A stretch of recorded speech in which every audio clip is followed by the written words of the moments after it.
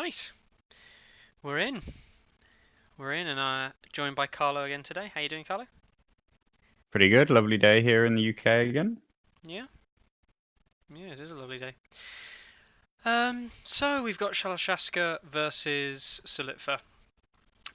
What do you reckon?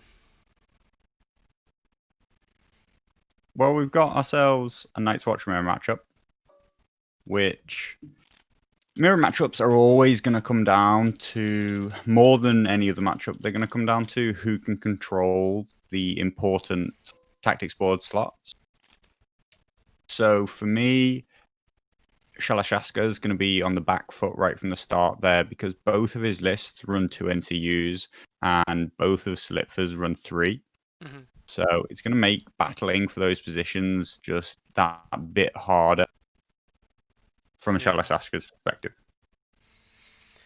I mean, there's also Solitfa's list, as you can see here, is just loading in. It'll drop in a second.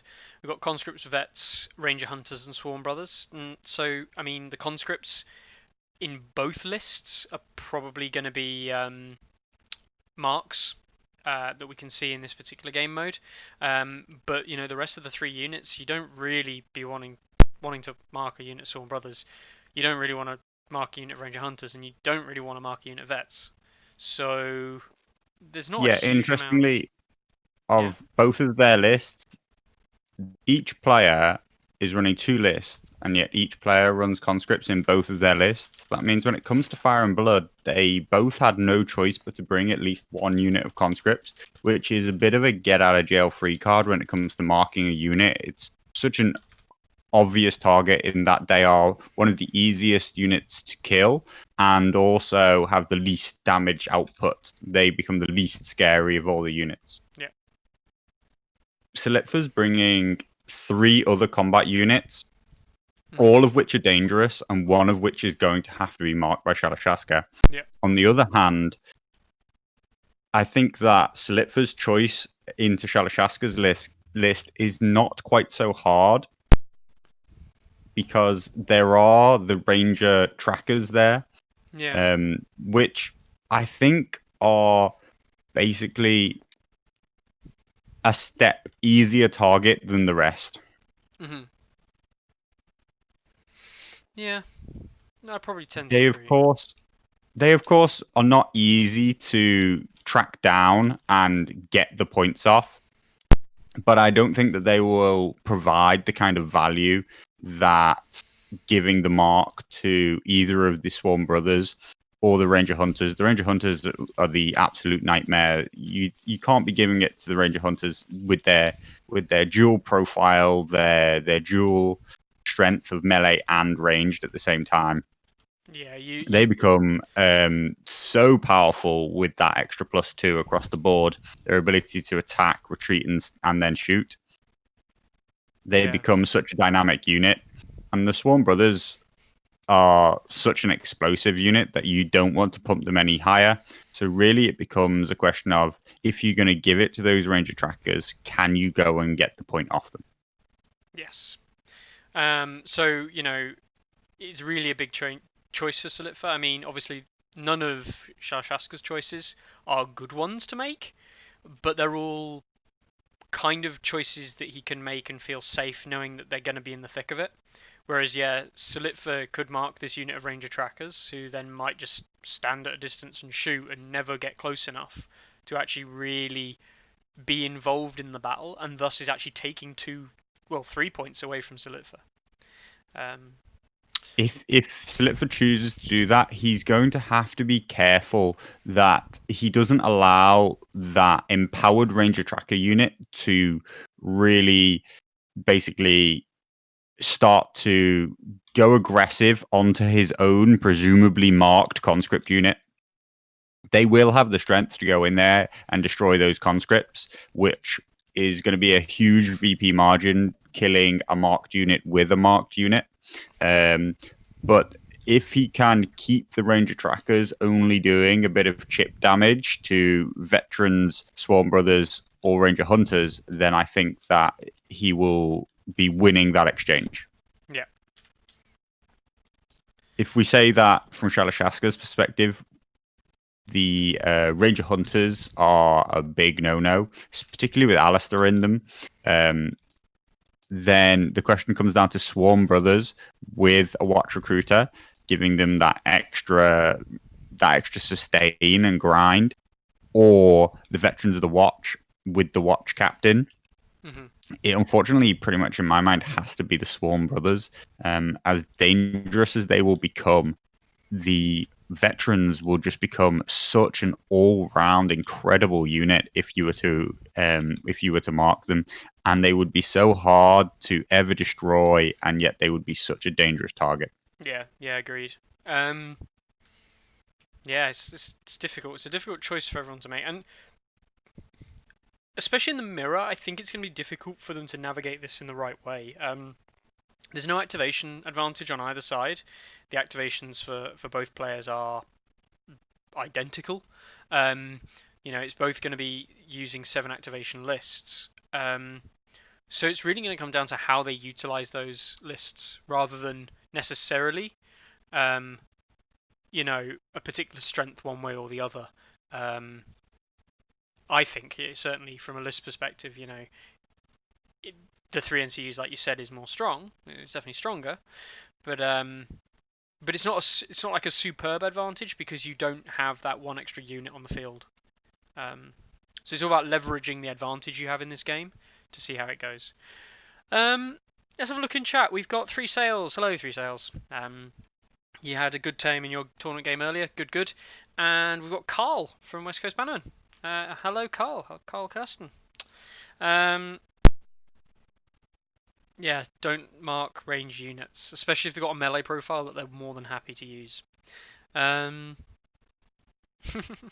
yeah, Scorpions in Fire and Blood. Just asking for trouble. So we're waiting for the players, it looks like, just to sort themselves out. I think Um, there's a small issue with one of the lists that's been brought in, so it might need to. Yeah, Shalashaska's list needs to get recreated. yeah. What I like about Fire and Blood, and why I think it's one of the more interesting game modes, apart from the fact that it's one of the few game modes that doesn't promote, or should I say, it's one of the few game modes that helps to balance against activation spam. It's one of the few game modes where high activation count, high numbers of combat units are not just better than low numbers. Hmm. And so favors a list like Night's Watch, or almost any of the, shall we say, more normal factions in terms of Lannisters, Baratheons, Night's Watch, Hmm. even Targaryens. Um, when coming up against the Starks and the Free Folk, who are generally winning due to very high activation lists. So this game mode helps to level that playing field. But what I find more interesting about it is the 18-inch deployment allows for a lot more choice and variability in the way you will play into this game mode. Hmm. And for me, I'd be interested to see if Solitfa is willing to take this slow and deploy deeper into his own deployment zone, create a bit of distance there, possibly even trying to kind of make a mirror deployment, deploying in the opposite corner to where Shalashaska sets up, so that he has more time for his 3 NCUs to start to win him the game before combat is ever reached. Yeah, I can see that. Um, Duggars is back in the chat. Evening, Duggars. Um, yeah, yeah, I would tend to agree. I think Slip for playing more of a sit back, kind of relax and poke and prod and see where he can get points, like up on Shalashaska at the start by leveraging that tactics board. I agree.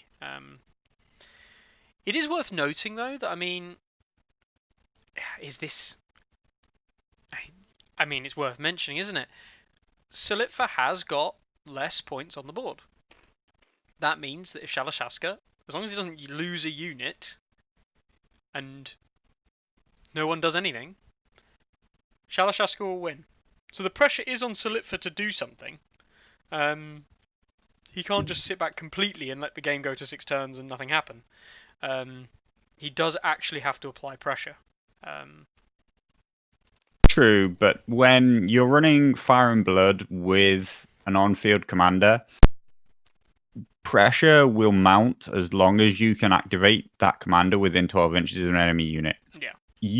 If you have the patience, you can, and your opponent seems to want to play a non-engagement game the way, and you're happy to do so yourself, then really what you're looking to do there is throw enough points onto a single unit that that one unit will be the whole game, and time when you will go after it when you have the advantage. That's going to be to do with using your last activation of one turn into the first activation of the next, not ever trying to, basically making sure that you don't lose that activation advantage at any point during the game. Interestingly, it's it's Craster on both sides for those replace effects. It is. And then we see Bow and Marsh come up against Jorah Mormont and Donal Noy. So really, to me, it's a question of, will Jorah be able to set up a situation where his unit, particularly I'm thinking his unit of veterans, is so powerful with that Watch Commander, with Jorah Mormont on the board, if he can effectively be so strong that he can just walk up and take a huge amount of damage and weather the storm with that unit. Yeah. It is interesting. I mean, I personally don't think Craster is a good pick. I don't know about you. I think Craster as a 3-point NCU is good to have as a 3-point NCU option, but I think he's not good. Personally, I think he only works in some lists. Quick look over at chat. Bruce, evening. Yes, it is Alistair. Alistair. You know, we know it's Alistair, but because Carlo can't type, he typed Alistair. So this is Alistair on Commander both sides. Yeah, it is. Alistair. Alistair. Okay.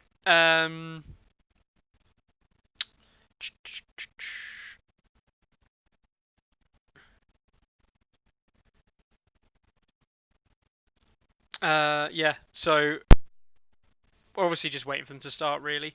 Fire and Blood as a game mode. Go on, talk to me about Fire and Blood while we're here.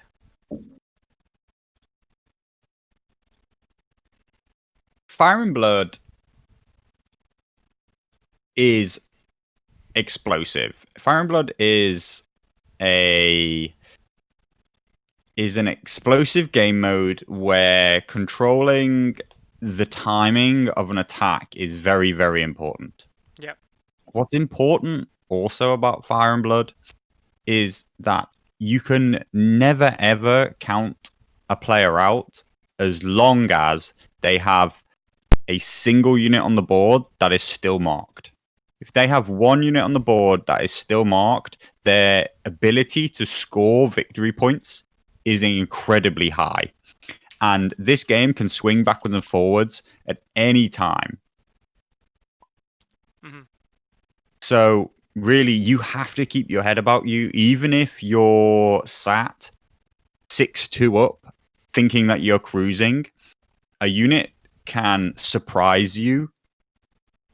Suddenly, that marked unit can get into a position you might not have expected, be aggressive, and destroy one of your marked units for a 4-point swing, and suddenly it's a 6-6 game. Yeah. So you basically have to be careful at all times, and you're looking to protect your own your own marked units while threatening your opponents at all times, I would say. Yeah. And you want to go out there and get them killed because they are worth VPs and they give your opponent a bounce back mechanic at all times as long as they can keep them on the board. Yeah. Yeah. That's. I mean, what about? So? Oh wow, see some interesting terrain come down here. I've just actually noticed. Been fiddling on with some settings and things, but yeah. What about this terrain? This is a bit different. I don't see this. It's It interesting. almost Yeah, seems sporadic.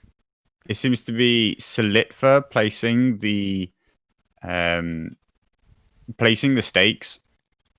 He looks to be closing off a whole half of the board, which I expect him to try and deploy behind. Yeah. This either that or he's going to try and deploy in the opposite half, and he's using the stakes to massively slow down Shalashaska's advantage of the fifth unit, and also making it so much harder for the ranger trackers to maneuver at will through the board and achieve the kind of flanking positions that he might otherwise want. Yeah. I will be interested to see if he's going to use it as a complete attempt to avoid combat for as long as possible and slow the incoming advance of Shalashaska. Like I was saying, playing into that 3 NCU advantage for as long as possible. Or if he's using it to protect his weaker flank side in the 4 combat unit playing into 5 combat unit kind of game. Yeah. It's definitely going to be interesting to navigate that and kind of work out how to play around that in that way. But then again, like this right hand side flank with the weirwood and the wall, it almost personally it almost feels like this is almost like terrainless basically. Um, so what we're going to see is very much I think we're going to see a centered play around this kind of section of the board, while the stake area is almost irrelevant. It's just going to be actors things to move around rather than actually see any action there. Personally, that's what I think is going to happen.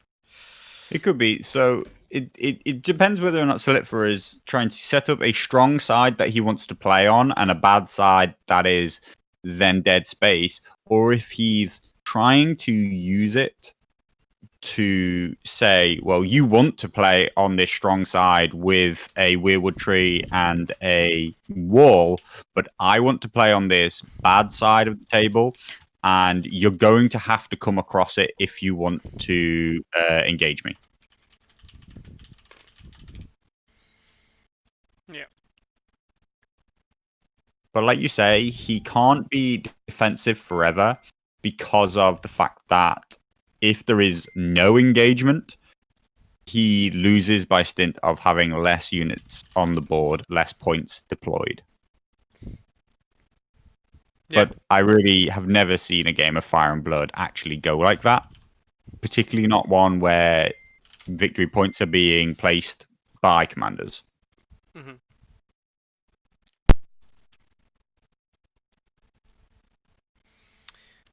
So it looks like we've see the first unit come down. Yeah. I'm not sure if he realizes it's the wrong way around. um, but yeah, it looks like we've got Solitfa playing in red on the left side of the board, and it is going to be Shalashaska in the kind of like, what would you call that? Almost teal. I'm going to go for almost. Yeah, let's call it teal. On the right hand side of the board, looking at it as we see. So. Fire and Blood. Fire and Blood is one of the most difficult game modes to deploy into. Like I say, because of this 18-inch deployment, you have so many choices. But more than that, you're trying to predict which units your opponent will mark and possibly even influence which units they will mark by the way you place your units and who you match them up against. Mm-hmm. What we see is we see Solitfa play semi into the strong side of the board. Yeah, we see he's now recognized he's 180 flipped. He plays into the strong side of the board and the weirwood tree in the wall with his veterans, Mm-hmm. who will, admittedly, if you're having to attack through a wall or they are near that weirwood tree, become an incredibly difficult tar pit unit who will do a large amount of work. Mm-hmm. And yet then he chooses to take the conscripts, deploy opposite Shalashaska's conscripts and behind these stakes. It looks like he maybe wants to or expects for them to be marked, but he doesn't want to have to look after them. So he's hoping the stakes will look after the unit for him.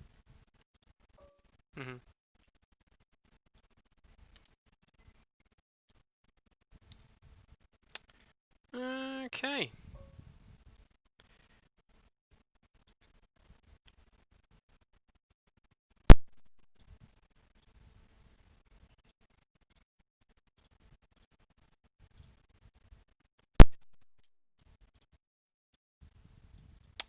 Right.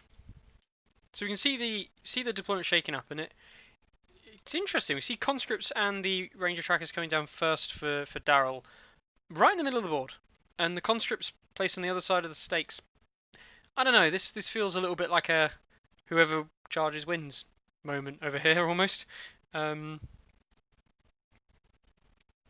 I can't say that I'm as people probably know. Um, we are classics for noticing problems in deployment. Um, so yeah, I think. Do I like this? Do I not? I don't know. What do you reckon? Reckon here. So the Ranger trackers,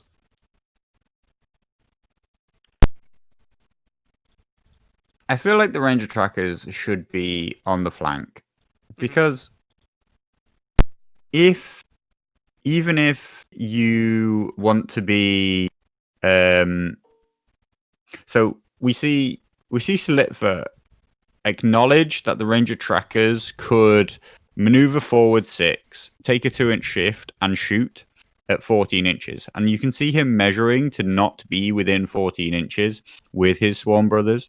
But actually, if I was Solitfa, I would stand there and say, I would like you to take that shot. I would like you to end your turn 6 inches away from me, stood in front of me, having only managed to achieve a shot into my front. I would be Yeah. fine with that. Um, and so it is interesting that he has reacted to it in the way that he is deployed deeper. Now, the Swarm Brothers do want to be kept as healthy as possible as one of the Night's Watch units with the worst decay and are most useful when they're still incredibly explosive. Yeah. Now we see the veterans anchoring down what is Solitfa's entire left flank or the right hand side of the board from Shalashaska's view. And while they seem to have managed to ward off anything Shalashaska might have otherwise put opposite them, um, they are currently not really engaging or doing any work. And it would be surprising for the Ranger trackers now to really do anything aggressive and leave themselves open. They will probably look to just pick away at any kind of movement that the veterans try and make to reassess their situation. We see the first 2 marks come down with them changing the tray colors, and we obviously see them both mark each other's conscripts. And here's where we come to the first real choice. Mhm. Okay then. So while they're setting up and while they're choosing these marked units now. Oh, we see the Swarm Brothers come out. Let's get some votes going in chat. Let's go for 1 vote for Solitfa and 2 votes for Shalashaska. Let's see where our chat thinks is going to win. Uh, or red versus teal or whatever you want to say. Anything that you want to say in chat as to your vote is who's going to win, and then we'll hold you to that later on, and you'll have to pay us lots of money if you lose. That's how this kind of thing works, right? Is that how you get money, Carlo? You just make people take a random bet on something? Yeah, pretty much, pretty much. Yeah. If I could make money out of us predicting who wins in the tournament, I think we'd be pretty rich right now because we have managed to predict 11 of the last 12 top tables, and I would put a decent amount of money on being able to predict the way the 2 semis and the final will go. So I think that this one's less clear cut, being a mirror match. And we see them both mark each other's Swarm Brothers. I understand it being a unit which wants to get stuck in, now being a risk if you do. But I think what I'm surprised by most actually is maybe that Solitfa doesn't mark the Swarm Brothers who are out all by themselves on this right hand side. Yeah.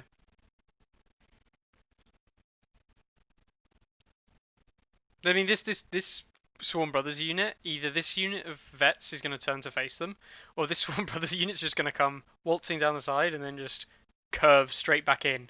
And it's going to be rear charges after rear charges. So this veteran unit is going to have to peel off, try and block these Swarm Brothers a little bit or threaten them, while the trackers then have a bit more of a free reign, maybe around that area as well. I don't know. I don't think so. I think that it takes barely any pivot from a relatively stationary unit for the veterans to keep those Swarm Brothers in their front arc for a long time. And if he retreats also slightly into the corner, if he retreats slightly towards the center line, then those Swarm Brothers are 3 to 4 activations away from being able to be in any useful position. At that point, I expect with those deploying only 12 inches apart, I expect things to have drastically changed over on the other side. And if he feels at any point that he needs to rush those Swarm Brothers down the side and get them moving faster, then they will just walk into a bad position.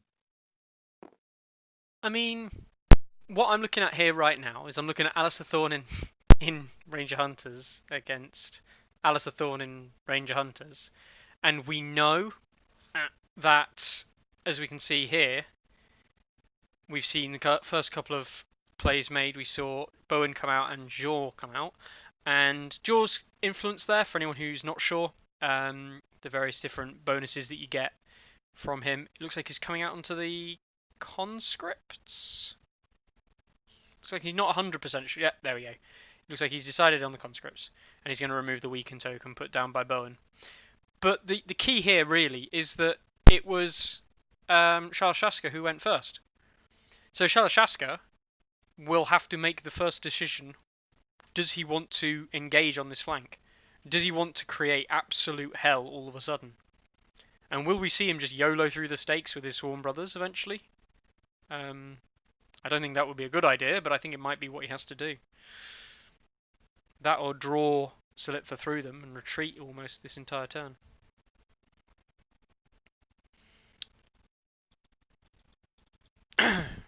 He takes first turn and he takes letters with Bowen Marsh, which seems like a very obvious choice in that it allows him to see with one activation he's now seen 7 of the 21 cards in his deck, and getting those vowels down is going to be incredibly important for the margins that we're playing on here.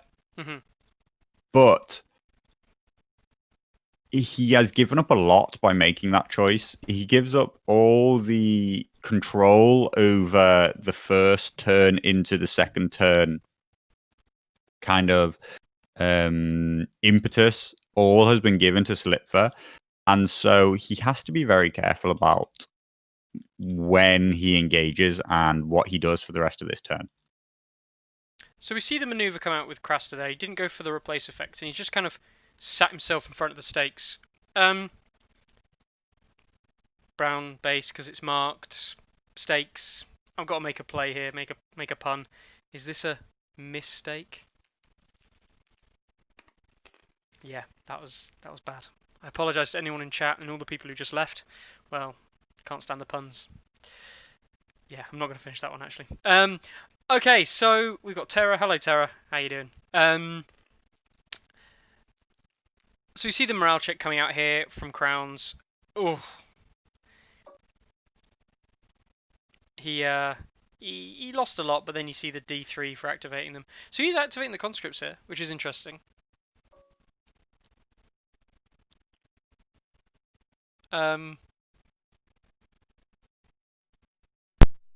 Okay. He activates and retreats, and we see a very cagey game. And as I was trying to say, what we've seen from Solitfa is he's using these stakes to deny engagement. And the longer this goes on, the more likely we are to play into Solitfa's hands, particularly because Shalashaska has chosen to make this free maneuver with these Swarm Brothers, and he's actually put himself within Alistair's 12-inch range, so that unit can be marked. That unit will obviously, by marked I mean they can have a VP token put on them. And the more he can force Shalashaska to second guess whether or not he is going to engage or not, leave the conscripts at the back while sending the Swarm Brothers in, the more he can control that he only really needs to destroy one major unit, and then Shalashaska is going to have to just go for it entirely. Yeah. Hmm. In response, we see the conscripts retreating away from the range of the ranger trackers. Yeah. He seems very he seems scared of that shot from the ranger trackers into his front, but like I was saying, that's an activation that I would love if I was Solitfa, I would love Shalashaska to take that on, particularly into the conscripts who would heal D3 wounds anyway, in response.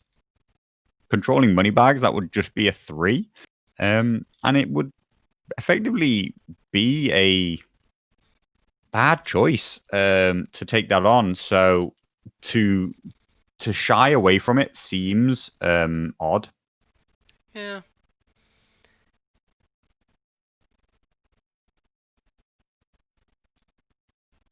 I don't know, I really don't know what. I'm confused, Carlo. I've been semi paying attention to chat and reading on what's going on there, and been listening to you. I've been watching the game. I'm confused as to why this game is playing out like this, where you got two very aggressive deployments, or relatively aggressive deployments, and then the first thing we see on the first turn is some. I'll use the terminology milling about. um, it feels like both came in with a game plan, and then as soon as the game started, they were like, "Oh, hang on, do I want to do that?" Yeah, yeah. It is. It feels like both are playing like they have an activation advantage, and come the end of the round, they're going to make their real moves that are going to really put themselves in a good place. I do think that it is currently going Solitfa's way. Definitely. What I think, so because of the 3 NCUs, at some point, he will be able to maneuver Alistair over towards those Swarm Brothers, take a shot, then he can take swords and take another shot. Then he will begin the next turn and he will have the first activation. Those Swarm Brothers out on that flank might be dead before they get to activate again. Yeah, that might be big rip. It might be real big rip. That would be a point for a unit, a point because Alissa will mark them. Yep. He may even mark them again at the start of his next activation. And it will be 2 unit points because they're a marked unit. That's 5 points. Fire and Blood is an unforgiving game, and I think right now looks like I don't know. I don't think 2 shots will finish that unit. We're talking about 3 plus Alissa, so don't forget that he becomes more powerful every time your opponent becomes weakened. He can maneuver and shoot, take swords and shoot, and then he takes the first activation of next round. But the activation, the key thing here is though, Solitfa can't move with Alissa, shoot, and then take swords. There is an activation between those 2 periods of time. Yes, but so does the Swarm? Does he just activate the Swarm Brothers and say, "Look, you're going to shoot me this turn. That's a given. My last activation is going to be Alistair Thorn. What are you going to do?" And it will mean that effectively the swords go to waste. The last activation was always going to be Solitfa's, but it negates that NCU advantage really for this turn. I think that might be his only option. What actually we might see happen is it looks like instead that Solitfa is going to commit to taking a first activation charge into the Ranger trackers. Yeah, that makes sense. With the Swarm Brothers being marked, it's a lot of dice. That's 10 And dice. Whew. it if that's the case, I would say that there is no need for him to apply pressure to the Swan Brothers, and he should just be defensive on Alistair's side. Yeah, And here we see those Swan Brothers suddenly realize that actually there's no point in them being out there. the battle's So over here. they're going to have to come in because otherwise they're not going to be part of this game. I quite liked. I quite liked the idea of just marching those Swarm Brothers at maximum march down the side of the board. Um, Once they were deployed there and they faced in that direction, I think they needed to commit to it. yeah, And I think that this movement towards the center is already Shalashaska is chasing his own mistakes and trying to make up for indecisions in what he would do in the first turn. I definitely would have taken the Swarm Brothers down the flank because it forces the vets to at least address them. You know, even if it's just turning, and that means the vets aren't over here. Um, Whereas now the vets, because they were closer to start with, they've turned their attention towards the middle a little bit more. These ranger trackers really don't look in a good spot, and the real threat here is if the trackers go down, not only is Shalashaska down in activation, he's going to have activation disadvantage, but then these Swarm Brothers are going to be cut off from the rest of the fight. Like, the vets and the Swarm Brothers The just threat cut them range off. of Alistair, Hmm. has managed to keep the Swarm Brothers at a distance where it's not a guaranteed charge. No, can't So measure, but it's probably, I mean, I believe five. they're working on an 8-inch charge. It Yeah, could possibly be a 7, but I think they're working on an 8-inch charge as it is. Um, and basically the 14-inch threat range of Alistair is what has kept them back there, rather than having them march right up into the Ranger Tracker's face, effectively. yeah. So it may end up being a risky first maneuver to take on that charge.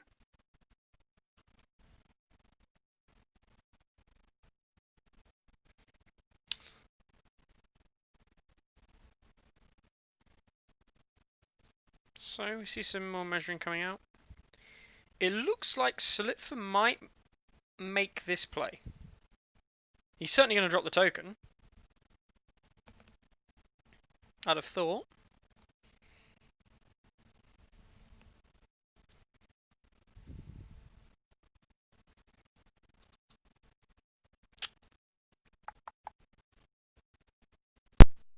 And to those in chat, talking about my name, I guess I've always just been referred to as Z for Carlo when I'm online, so it's never been. I've never had to come up with anything more interesting.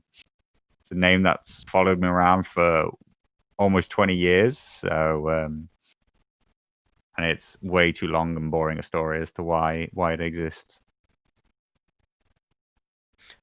My name is also super boring, but I'm going to tell it because I'm that kind of guy. Um, I played an old PlayStation 2 game called Champions of Norath. Superb game, by the way. RPG style thing. Um, and it had a character in it, a little bit like the Elder Scrolls Argonian type things, where you played like a lizard magey type.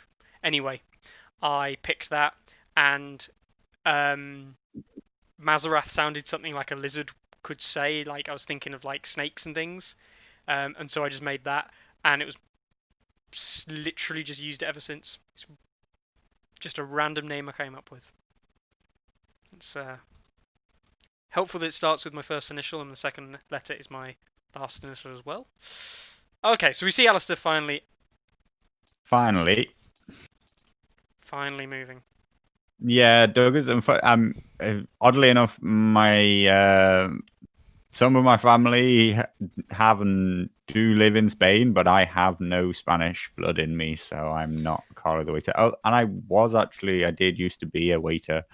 Uh, See, I was really um, hoping that you said there that you've you've got no family that live in Spain, but you have stolen women before. But well, I mean, we'll not talk about that part. just make sure your wife doesn't find Um, out. Interestingly, so we finally see Solitfa commit to making this action with Alisa. He has done so before placing Craster onto the swords. So we're gonna see the So shot coming, we will aren't we?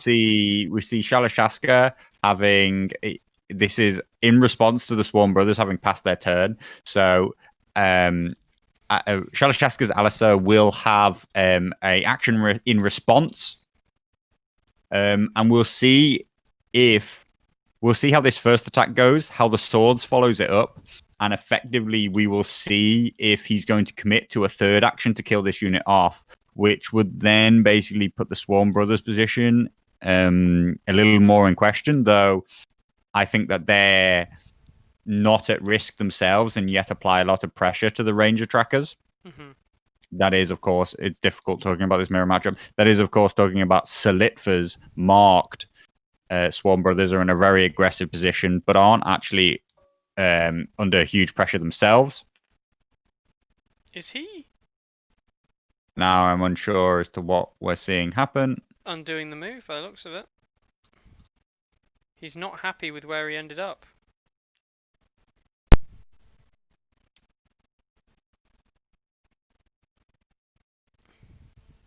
He's gonna take Craster first and drop it on the swords.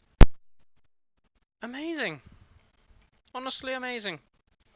So he wants to have this last activation that's uh effectively. Yeah, he's gonna force Shalashaska to make the first move here, and give up the ability to shoot once, twice, and then have the first activation of the next round. We may see. I'm unsure. There seems to be a lot of measuring going on. I don't know what they're discussing because a lot of these moves don't feel like they require this much discussion.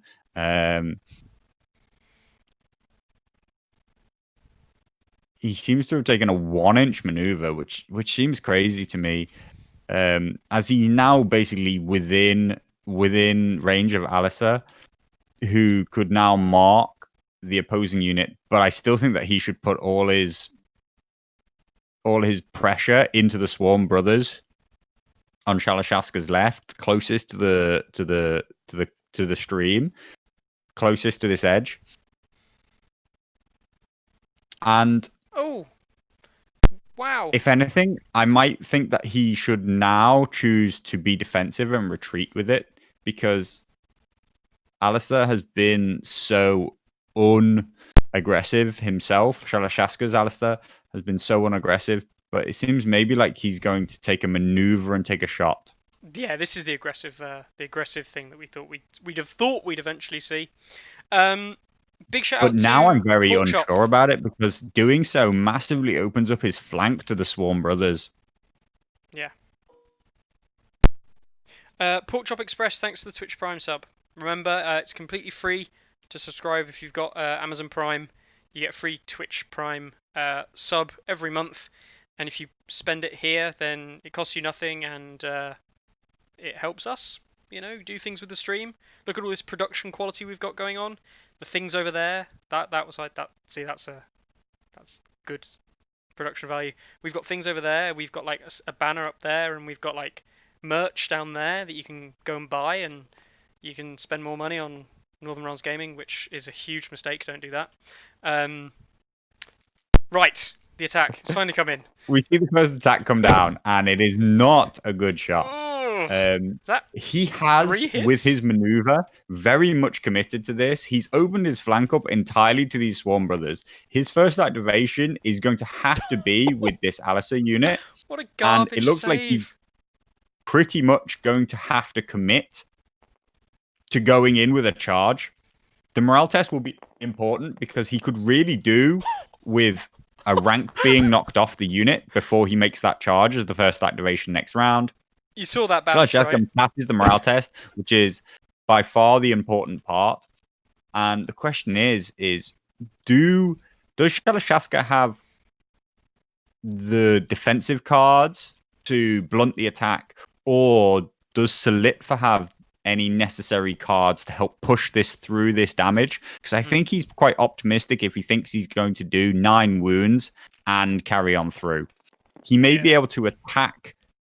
He may be able to attack, retreat, shoot, and kill, but that retreat will not put him in a good place. He needs the surge forth really to do the damage. I also believe that he has forgotten, as many people do, To put the VP on. to place the VP down when activating his commander. Yeah. So yeah, Tara, we noticed you bought some t-shirt stuff from the merch. So thanks a lot, Tara. It is really good. Obviously, supporting the stream allows us to achieve a lot more going forward. And when COVID disappears and the world returns back to normality, you'll get a lot more live games and like live stuff from us, and expect a lot more stuff coming from NRG in the future. Hopefully. Um, Yep, I mean NRG is primarily a physical battle report, physical medium channel. It's not actually intended to be a TTS stream, really, but I think that it has been successful and something that we will probably look to continue anyway in the future. it's because you got great people like Carlo to just call upon, and his technical prowess is amazing. Just leave that one hanging there for you, to Carlo. To Yep, I feel like we've got a slightly different feel to the commentary tonight. It feels a little. Well, it's because it's been slow. It's because it's been a little bit slow. We're waiting for things to actually happen. It's how long has it been? It's been 48 minutes so far since we went live, and we've seen 3 Ranger trackers die. Obviously, Ranger hunters. Sorry. Here we are. Here's what we suggested though. So first activation for Solitfa this turn is going to be the Ranger Hunter charge. Alisa versus Alisa. Ranger Hunters versus Ranger Hunters. He was unfortunate not to take a rank off last round. Yes. Alistair really wants to be able to use that prey on weak to push them up into very powerful range. We see him get Oh, 7 hits on the charge, but 5s to save. again, he's reliant on that morale check fail. And Oh, 1 save. 6 dead. and don't forget that Alistair has Any cost. basically Guard Captain. the guard captain's ability at any cost. So you can't even Fine. force through incredibly high damage. He would have liked to have killed off 1 more wound with the morale check on the shot, so that he could have attacked into a 1 destroyed rank. He does a But 2-inch he's retreat. now going to have to take a retreat and choose if he's going to stay within 6 inches to take the shot. It looks like he's going to. It looks like he wants to be exactly 6 inches away.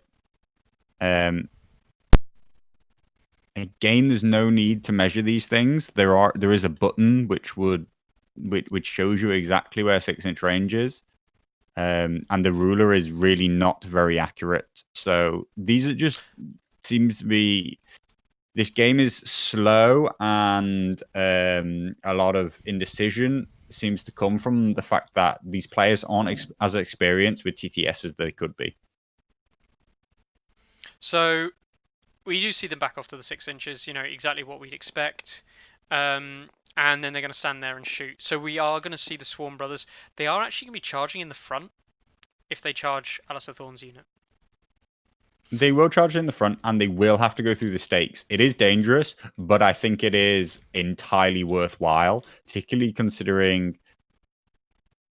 that the Ranger Trackers have used their order. We also see seeing their flaws as well. So this is coming out from, I'm pretty sure this is Shalashaska's seeing their orders. Yeah. Seeing their flaws. So he will be panicked and vulnerable, which now makes him very possible that he could be entirely destroyed by a single Swarm Brother Mark Swan charge. Brothers charge. Yeah.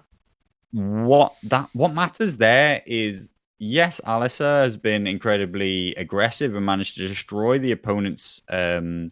the opponent's commander, which seems like an important use.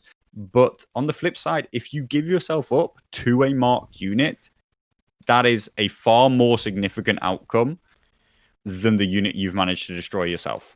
We also see a failure yet again at placing VPs on the field. Yeah, that could have been a 3 VP action. And instead, I think we're probably going to see them score 1 VP. Yeah. Yeah. It's not looking nice. I mean, so one thing that's worth mentioning about these Swarm Brothers is that they will have to charge through the stakes. I don't think there's a way in which they can pivot to miss the stakes. Yeah. But it is a guaranteed charge, I'm pretty sure.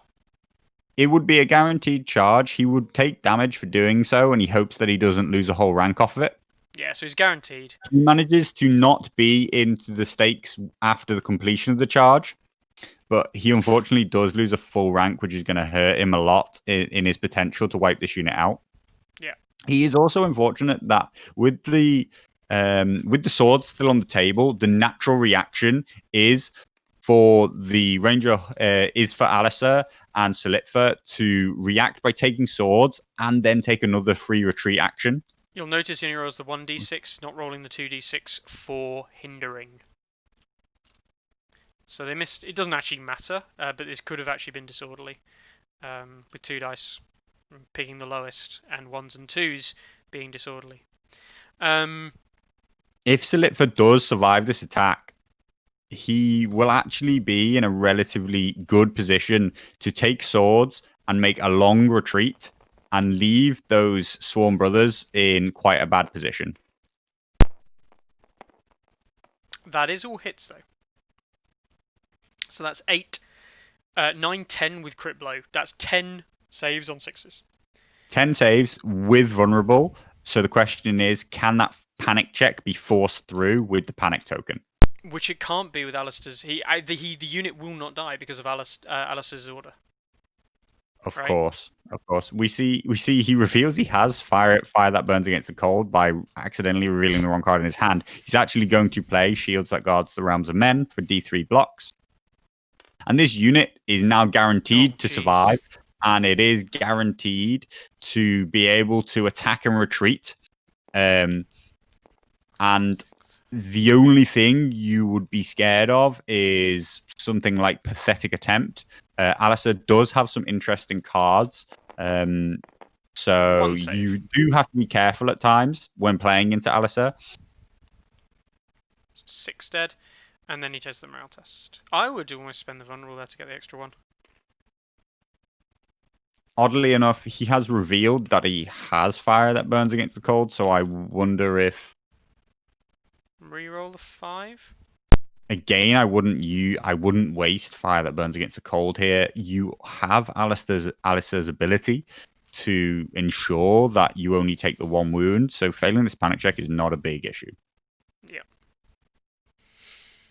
So interestingly, when we did the votes earlier, everyone voted for Daryl Shalashaska to win this game, except Bruce, who went for option 3, which Bruce doesn't know that means he's buying 20 t-shirts. But yeah, so Fire Burns Against the Cold comes out, so the panic token doesn't do anything, and we see effectively a pass panic check. Losing that full rank hurt a lot.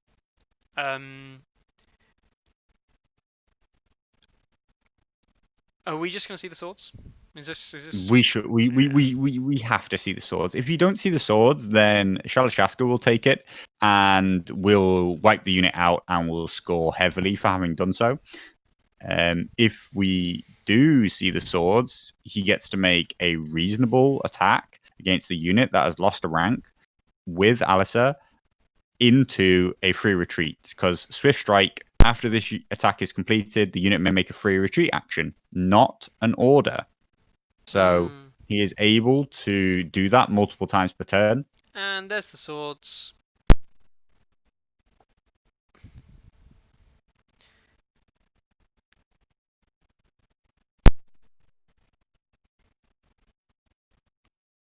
Interesting that we didn't see Donal Noy use one of his 3 order tokens against that attack, which would have given him +1 save and denied the use of a vulnerable token.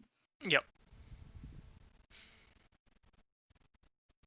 I mean, it wouldn't have made much difference there because it was a sundering. It was saving on 6s anyway because of the sundering.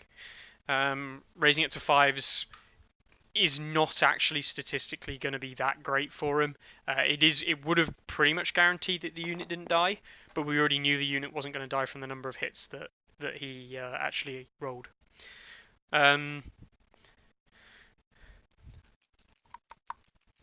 it's not a great attack.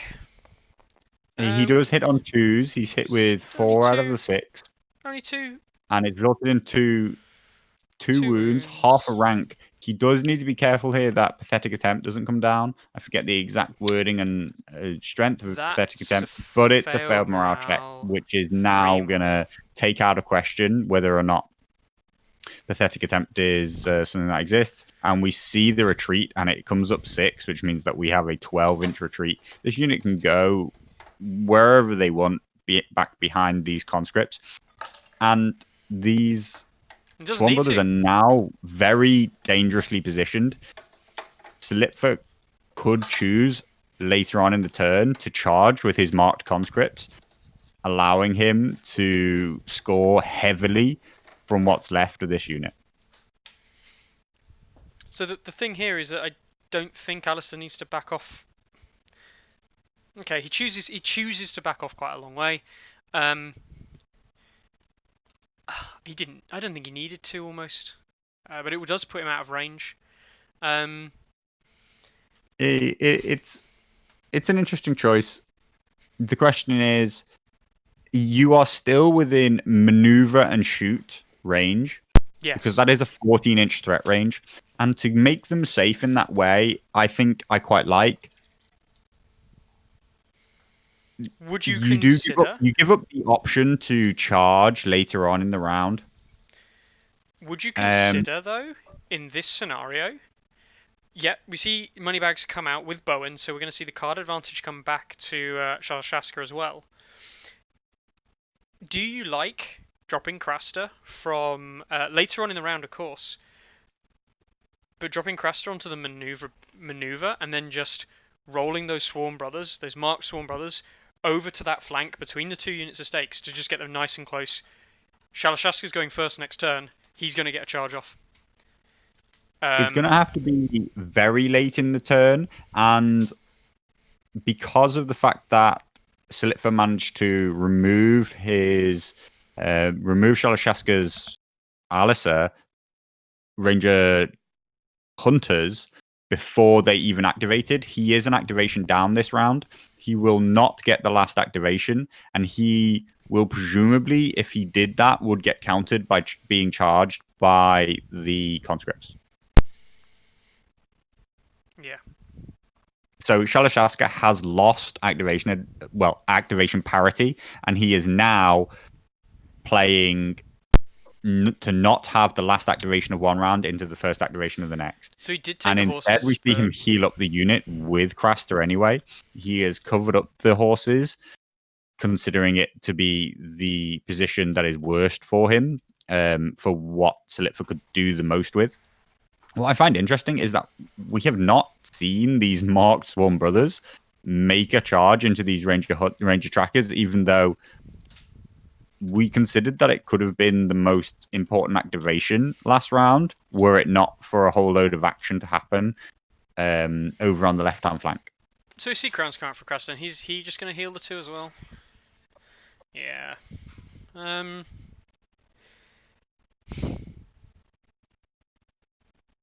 I don't know. I feel like Solitfa's gone the point up, which is all he needed. But I don't actually necessarily think Solitfa's in a better position going into this next round. The Ranger Not trackers. currently, but I think he still has options on the table, and the pressure is on Shalashaska to remedy what is a very bad situation for him right now. His Swan brothers are weakened and overextended. They could die at any given time. And the Swarm brothers could choose to make a charge into those Ranger trackers, doing explosive damage. And his other unit of Swarm brothers are still out of the game. They're still doing nothing, still not partaking.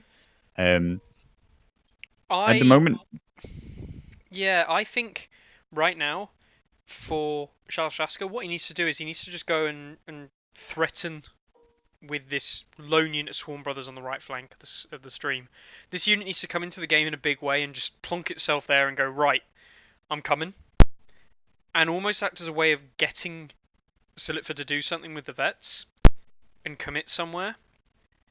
I don't yeah, know. I would have liked to have seen Shalashaska use the horses that he took as horses on those Swarm brothers to get them back into the fight, rather than taking that heal 2 and taking that tactics card.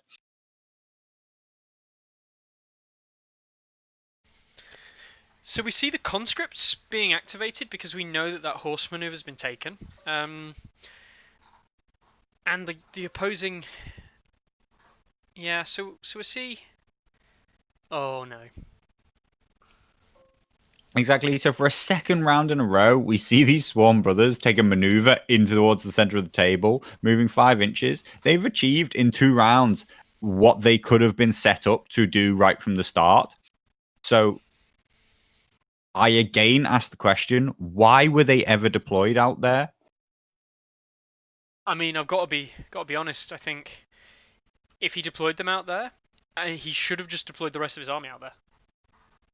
Exactly. Just sod And it. yet they were deployed towards the end of the deployment choices. Now that they've committed to that action, I expect to see the veterans and the Swarm brothers both try to charge these ranger trackers in the front. Yes. Now they will be crossing the low wall. A low wall, for anyone, it does offer the cover and fortified ability. Fortified is what we're interested in here. Virtually never comes up. And fortified, the defender will get a +1 when the vets move across it, and the vets will also lose any charge bonuses, which is quite big. Um, I don't know. I just think the ranger trackers will get charged by the vets. They might be able to retreat out of combat with the vets, I guess, or the Swarm Brothers will charge in and they'll retreat out of combat with that unit. But it doesn't. Neither of these The options are thing good is if for he Shalashaska. charges with those veterans, even if they don't do a lot, if they force the ranger trackers to retreat, they are in a position that they're entirely happy to be, which is right in the thick of it, right in the middle of the battlefield, and still within 6 inches of the weirwood tree. And importantly, they're stood on the wall themselves, so anybody who countercharges them will have all the negative effects of having charged through the wall as well. Yes. They will be almost immovable. All they have to do is charge the ranger trackers and take 50% alignment towards the weirwood tree. So it's a comment I'll make. I mean, it's a comment that we noticed earlier, and I'll make again now. Shalashaska's playing a very narrow game, which when he has the one combat unit advantage, he needed to not do. Like the entire battle, it doesn't seem like it's that narrow. You could say, oh, it's taken over more than half the battlefield, but not really. This first 6 inches is largely pointless. Even the first 12 inches, yeah, there's units in it, but it's largely unoccupied now. This whole foot at the end of the board, yeah, sure, there's units in it, but it's not really doing anything. Like he's playing on a board that's only really maybe 2.5 foot thick, probably at most 2.5 foot wide now, and that just feels bad from a 5 combat unit perspective. He should have been using the flanks. These trackers are doing nothing. Um, they are The just a trackers are doing nothing. The Swarm brothers who started out on the flank are doing nothing. The Swarm brothers who ended up behind the stakes were never ever going to kill Alistair on the charge without the most godly high number of crit blows, thanks to Alistair's at any cost order. They might have done it all Even right. They actually could have done it with the marked 10 dice. It is possible. It Um, is possible without considering any defensive cards yeah, coming out from the Night's Watch in response. yeah. And it's not like So he seems to just be chasing a bad deployment. He is chasing a bad position that he put himself in right from the start, and then seemed to be unable to commit to anything in the first round that would impose anything on his opponent, who has basically sat and said, okay, I think that I have the better position. How about you do something about it? And so far, Shalashaska is not doing anything about it except getting taken apart.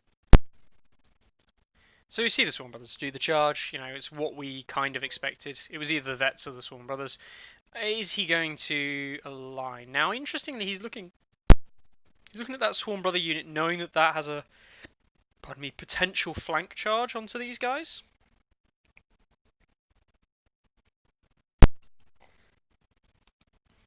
And they are influenced by Jaw, and we can see that he does have crowns, which is not massively important, and he does have um, letters, which again is not hugely important right now. 10 dice. All I'm going to say is The only rip swing that can bring trackers. Shalashaska back into this is to take those Swarm Brothers into Solitfa's Swarm Brothers flank and get that kill. That's the kind of VPs that he needs to get back into it. Except But that that's it's 14 questionable whether hits. or not these Ranger Trackers are going to survive this activation. He's managed to get himself 14. 4 14 crits hit. and all. Um, he's still probably relying, even at 14 hits, on a morale fail. But we 4 see saves, only 5 through saves. sixes. 1, 2, 3, 4, Oh, 5. No, it's you said they're saving on 6s, you're right. yeah. So we see two sixes, which is exactly 12 wounds. That is above average for that charge. But as we described, that was something that was very possible.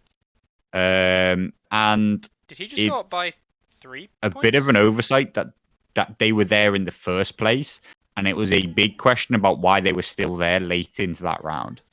Did he just go up by 3 points? Um, Should have it only. looks like he did. He should have only scored two. Maybe it was One for the unit marked, I don't know. destroyed, one for it being a marked unit that did the killing. And we see him retreat so that presumably those other Swarm Brothers won't be in their flank. I would also like him to try and generate a situation where the Swarm Brothers opened up their own flank should they make that charge. They will actually make the charge in the flank of his, but they'll go through the stakes, obviously, and they'll open their own Interestingly, flanking yeah, he conscripts. could choose. Yeah, he. Just directly I would back actually and. be happy for him to leave them with the Swarm Brothers in their own flank, forcing them to come through the stakes. And yet what we see is we see him turn to face enough so that they're in the front. That actually lets Shalashaska off a little in that he will now be able to make a front charge into them and not contact the stakes. He will have to go 100%. If he goes 50, he will touch the stakes, which will be bad news. But yeah, this is, as Three Sales puts, falling apart for Shalashaska. Yeah. I mean, if you've just stopped watching the stream for a couple of seconds and you've looked back and you think that not much has happened, you'll notice basically what happened is we removed a combat unit from the game and we returned back to the game mode. That was all that just happened, really.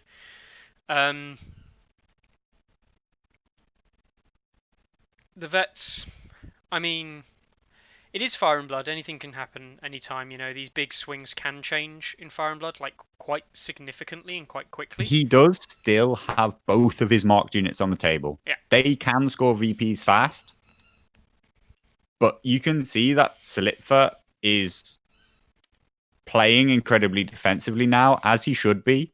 He's now up, and all he has to do is provide no opportunities for those marked units to do anything particularly explosive. Yep. The vets back off. In answer to those trackers did nothing. They did actually put a vulnerable token on the board. But yeah, the impact has been very low from a lot of Shalashaska's units, and that's because of the nature of Night's Watch being very explosive damage style, and unfortunately, he kind of set up in a way that allowed Solitfa to explode on him. I think. Um, I I think. think it's important to say that these stakes that Solitfa placed have come in quite important, and he has used them well. He definitely knew what he was trying to achieve when he placed them, and he has managed to use them to hold Shalashaska off and deny the continuous engagement and take him apart as he comes in. Come in, strike, run away. Exactly. What I think what I think's unfortunate about this game is that Solitfa hasn't beaten Shalashaska. Shalashaska has lost the game to himself. His own deployment was bad, and he has not managed to influence Solitfa's strategy in any way. Solitfa's come into this with a much better game plan and has enacted it, and Shalashaska has been chasing his tail right since the start. Yeah. Um. Well, we saw the Moneybags come out with Bowen there and the heal up onto the Swarm Brothers. Three Sails does an interesting point. He's really coming around to the use of stakes and palisades. Now he also mentions Weirwood and Corpse Pile spam, and this is something that I always like to address when it comes up. Weirwood and Corpse Pile spam, people complain about all the time, and people say it's boring. People say it's not good. This, that, and the other. First thing I'd say, guys, is if you're spamming Weirwood and Corpse Piles, you're probably playing the game wrong. And by that, I'm not necessarily saying that not picking them is a bad thing, but actually, most of the time, it is not the correct decision to make. I've seen it a lot with a lot of players. They go, "Oh, you put two Corpse Pile downs and someone else puts two Weirwood downs, and then that's the battle." And actually, I think there's a lot of really good examples of the use of walls, palisades. If you ever see me play Free Folk, I'm a massive fan of the bogs. Bogs are superb bits of terrain for Free Folk to play around with. Um, I really think there's a lot more options out there for terrain, and Carlo can attest. We have games where we're hesitant to put Corpse Piles and Weirwoods down because we don't think they're good options for either of us to pick. So yeah, on that topic of terrain, I really do think that there are a lot of more options out there. And if you are on that kind of party of Corpse Pile spam, the chances are that, in the nicest possible sense, you maybe don't really know why you're picking the terrain that you want to place. So we've seen all the NCUs come out there in relatively quick succession. We've seen card draws, basically replacing zones with Crasters. We've got Horn that Wakes the Sleeper over here, so we can see massive cards. Look at this. This is a typical Night Watch matchup. 7 cards in Solitfa's deck, 11 cards in Shalashaska's, and all the rest have been played or in hand. So we're bound to see an actual on-the-board activation come out soon, Carlo. What do you think it's going to be? The players with Shalashaska, and he has no more choices onto the board because of his 2 NCU choice. And he has nothing good to play, so it looks like he's going to play into the conscripts. Or there are. Oh no, God. no. Yeah, exactly. We see a third maneuver along the line to bring these Swarm Brothers into a position where they should have been deployed at the start of the game, and doing so gives up the impetus of the turn to Solitfa, who actually my response right now would probably be to march these, I think, which he's doing straight away, march these veterans straight into my opponent's flank. This is something that he effectively needs to respond to, and yet he now doesn't have a response to this. If I want my first activation next round can be to charge those veterans into that flank. And all the while, I'm still waiting for one of your marked units to make a move. you're going to have to do something because things are bad for you on the board elsewhere. Mm-hmm. I think the play that has to happen really is Shalashaska taking the risk of taking his sworn swords, charging the Swarm Brothers, taking his marked Swarm Brothers and charging Solitfa's Swarm Brothers into in the front. I think that he has allowed Solitfa to outplay him again on the board, in that it's very important that he has marked him with the weakened token, because that has massively weakened the chances of him doing something explosive with that unit, which is the only way he's going to get back into the game. Yeah, definitely. Bruce, yeah, in answering to your question, I do know what you mean about when you say one person lost it. I do kind of see what you mean. It takes it away from the winning player. But there was a game I played on stream against someone I can't remember, was it T Wood I played against the other week? Um, and I literally was in a winning position. All I had to do was move and charge the wolf, and I went off this mad, weird dash thing where I charged across 3 stakes and ended up losing the game. I very much lost that game because there was no reason for me to make the play I did, and I was in a 100% winning position. So yeah, it is possible for someone to lose it, and without hammering home the point, like, don't get me wrong, Solitfa's played this well, but unfortunately, Shalashaska, Daryl, he has played against himself as well. And if you're playing against yourself, that's the easiest thing to fix. You can never fix being worse than your opponent. If your opponent's better than you, you can go out there and get better, but that's not a problem that you can directly fix. You either are not as good or you are better. But what you can fix is problems that you've had, certainly if you're playing against yourself. So this this actually is really important. This Swarm Brother unit does make a pretty massive charge into the front because of the way that Solitfa organised the unit into the front of the other marked Swarm Brothers. This play here could decide. So we see Sword in the Darkness, which makes them vulnerable. They're already vulnerable. Okay, but they do get +2 dice. Yep, because he has set up that earlier in the turn by taking Craster with the replace effect. It was a relatively telegraphed play, but what we see is Donal Noy making a big play on the counter, making this a 3+ save, and vulnerable cannot be expended.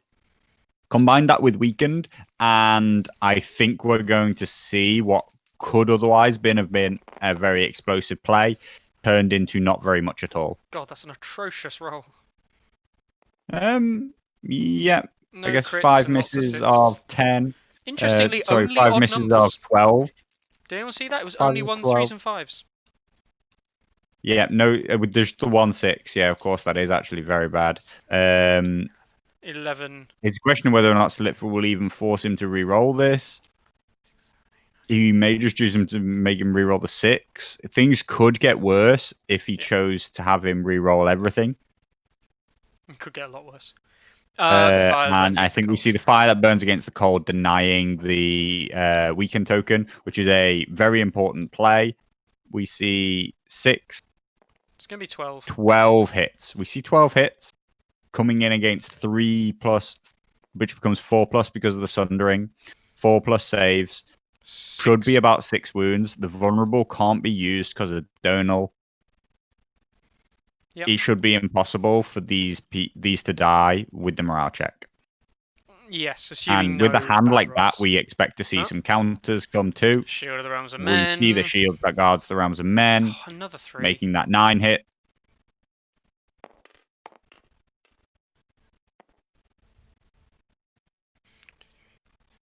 Yeah.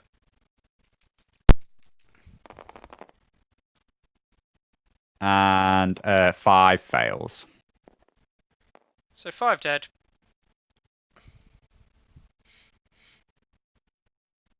And then we're going to see a morale check.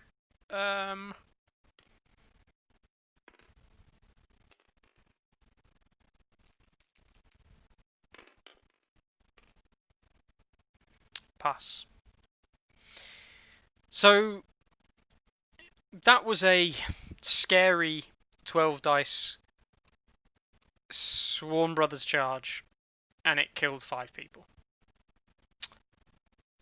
Yeah, That's unfortunately, I think that's about the best that Shalashaska can put out at the moment. I think, to be honest, I think it was a good play. I think that there was nothing wrong with that, and I think it, it was the only play he could make. yeah, and I think it was good that he went for it, and I think that was how you get back into the game. But I think it says a lot about the position of the game where that is kind of like being a not the outcome you wanted, but that is a statistically average outcome, is what I'd consider a good outcome. And, you know, that was the best option you had, and he's certainly nowhere near back into this game yet. Um, Interestingly, at the moment, it does render this conscript unit from Solitfa largely out of the game. True. I think that they We do should see be Watcher able on the wall. to activate, make an attack, shift across across to 50%, allowing space for the conscripts to come in and clean up. We see Solitfa Watcher on the also wall. has the first activation next round, and it looks like he thinks he's going to move these Ranger Hunters, maneuver them into the flank. Oh He's no, just he looks marched to them up. be he's marching off. The Did he Watcher on the wall. play? Watcher on the wall. He played Watcher on the Wall off of the attack. He's going to march up, and it looks like he's actually going to try and basically get in there and explode these conscripts with a charge retreat attack. No, does he I have? like it. It's Could he come in on good, the good flank of aggressive the? move. Could he come in on the flank of the Swarm Brothers as well He could potentially? also choose to come into the flank of the Swarm Brothers, but I think maybe going after the conscripts who are unactivated and the only unit that he doesn't currently have kind of control over seems like a pretty good position to be in. I actually really like coming in on the side of the Swarm Brothers. For 2 reasons. You are going to probably kill a lot of the Swarm Brothers. You may not kill the unit though, and that's perfect because it sets up for your Mark Swarm Brother unit to then finish the unit off, True. resulting in a massive 4 point swing off the death of one unit. And then when they retreat, of course, the shot can go into the conscripts. It doesn't have to go into the Swarm Brothers. They can. They will allow the conscripts to charge them, and they are marked. It looks like he's gone for a charge into the front of those Swarm Brothers, into those conscripts, Conscripts. and we'll see whether or not he can destroy them in a single activation. It is possible between the attack, retreat, and shot. With Alistair having the if he can do a full 2 ranks damage with the first attack, then the next attack is almost guaranteed to kill. If he reduces them by only 1 rank, we're touch and go. And if he doesn't get a rank off this first attack, well, that's unlikely and makes the shot almost impossible to do the kill.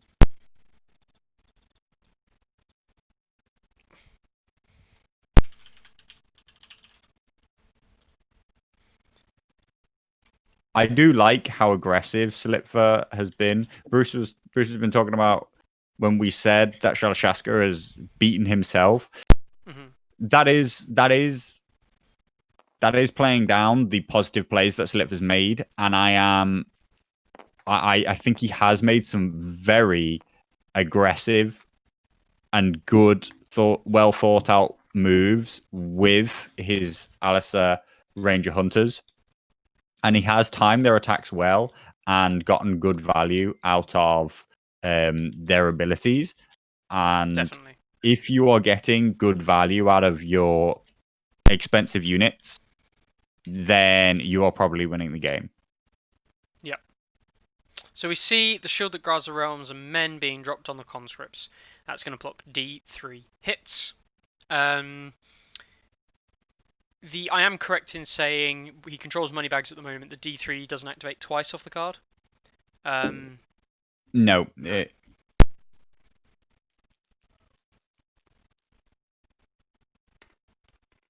So 2 hits gone. So that remains 5 hits. If Conscripts he have got. fails to destroy a rank here, Looks like he's got which he does fail 3, to yeah. do, I believe. I believe they're a 5-up save. Yep. If he can't get him to fail the morale check, then this is not looking good. Oh, the Oh, 12! and we see the double 6. Then And he might even Alice's... see pathetic attempt come down. Yeah. Yeah. So the attacker takes D3 plus 3 wounds. Yes, but no, Oh, beyond the beyond the first. first So plus D3 plus 2. 2. It's a giant hitting you in the face, an unwounded giant hitting you in the face. And there's a 3, so that's 5 wounds. Smack! Suddenly, Okay. that charge into the flank of the Swan Brothers is looking a much, much better prospect. He's going to choose, it seems, I assume, to retreat and make another shot, but doing so would allow the conscripts to make a charge. And suddenly we might see a marked conscript unit destroy Alice's commander's unit, and that's quite a few VPs. Yeah. This would suddenly even things up in VP margins and put it back on 3 combat units versus 3 combat units. Yeah.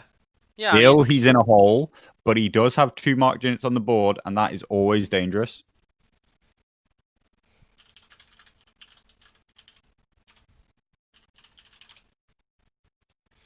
So, I mean, I've seen this a lot with Daryl. Daryl is a player. He is a player that I've seen kind of... How do I say it? He doesn't necessarily have a game plan in mind when he goes into a game. And as we've seen, time and time again, he's done it with conscript units as well. Things don't really play out for him in the first couple of turns. But he does have an uncanny knack of being able to draw games out and make them last longer and actually buy himself time and opportunity to come back into the game.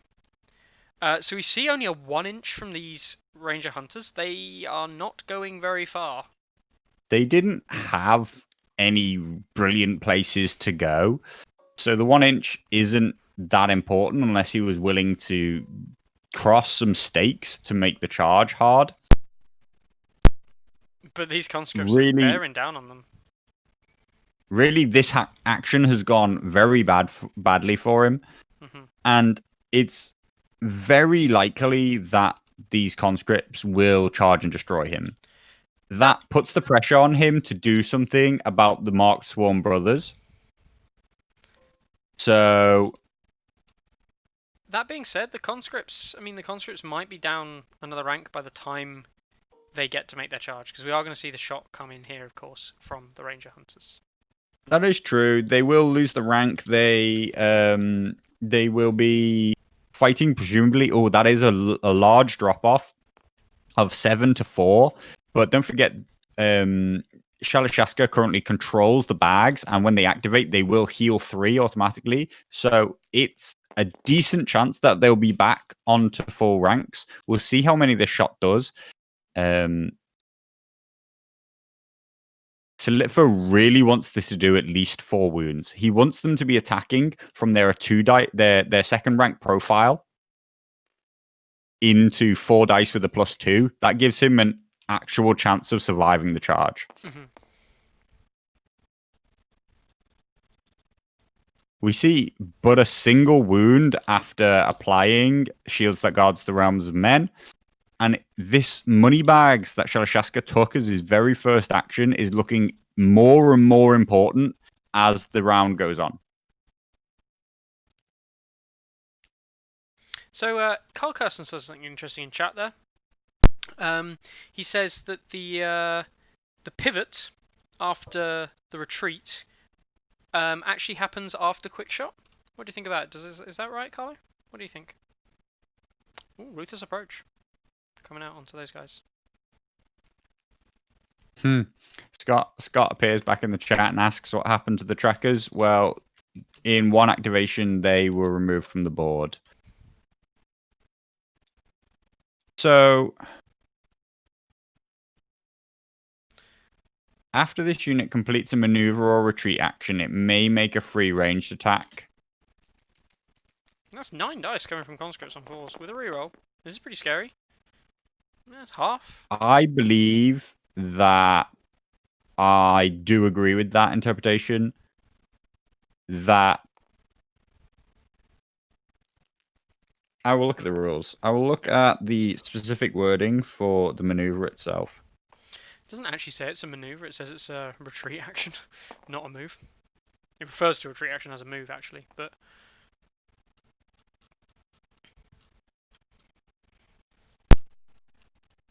Yeah, so Carl in the chat saying that they have identical wording and therefore are a simultaneous action, and therefore the active player chooses the resolution order, yeah.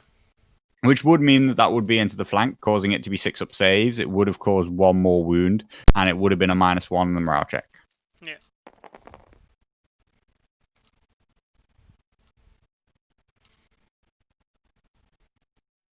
We see the unit get deleted. We see a big VP swing back in favor of Shalashaska, and suddenly this game is back on.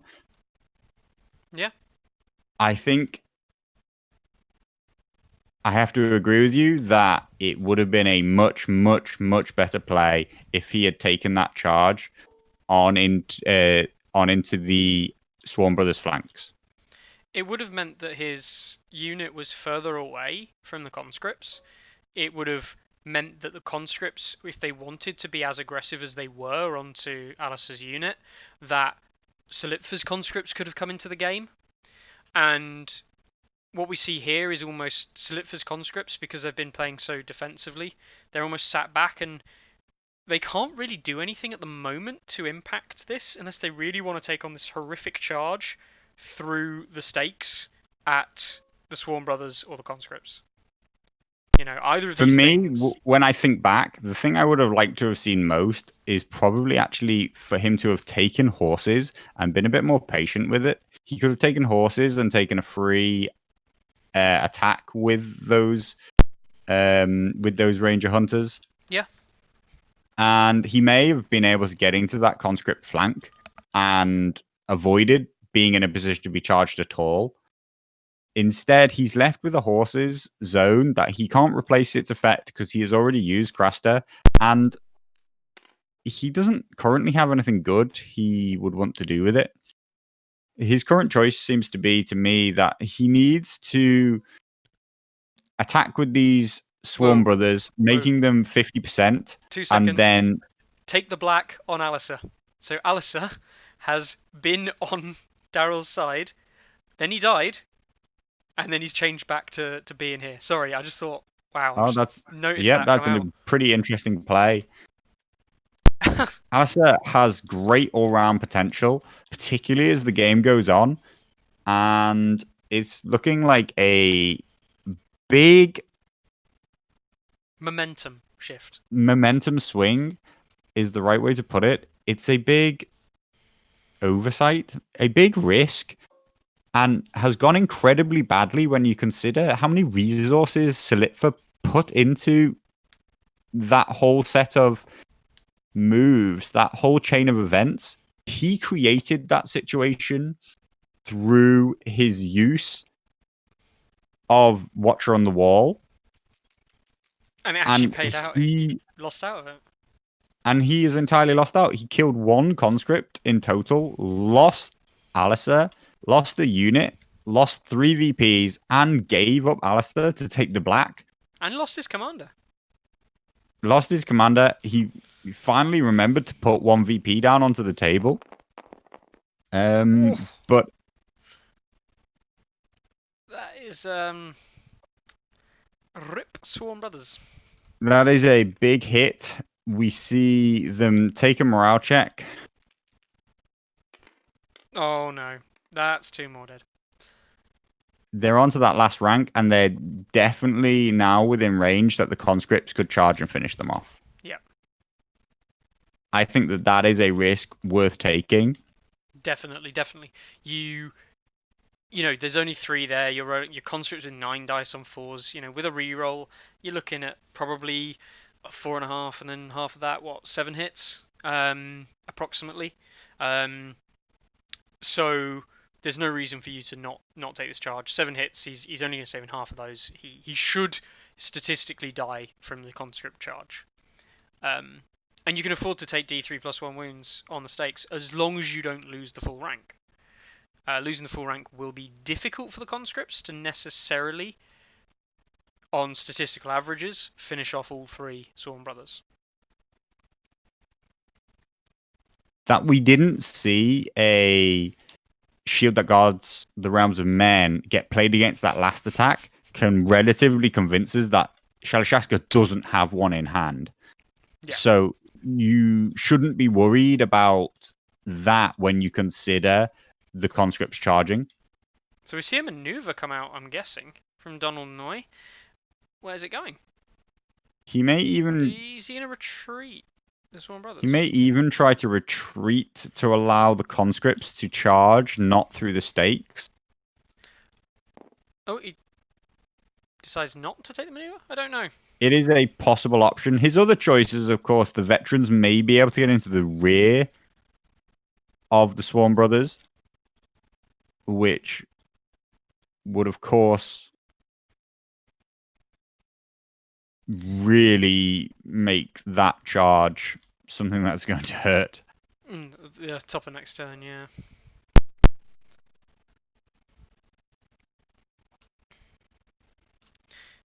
I think I would like to see the Swarm Brothers take the retreat on, get just outside of combat, so that the conscripts can charge without going through the stakes. How did the Swarm Brother unit heal so much back up? Because of the Watch Recruiter, so he Oh. made an attack, and the Swarm Yeah. Brothers lost a wound, and he failed a morale check, which also cost them another wound. Yep. Forgot he's got the Watch Recruiter. Are we seeing?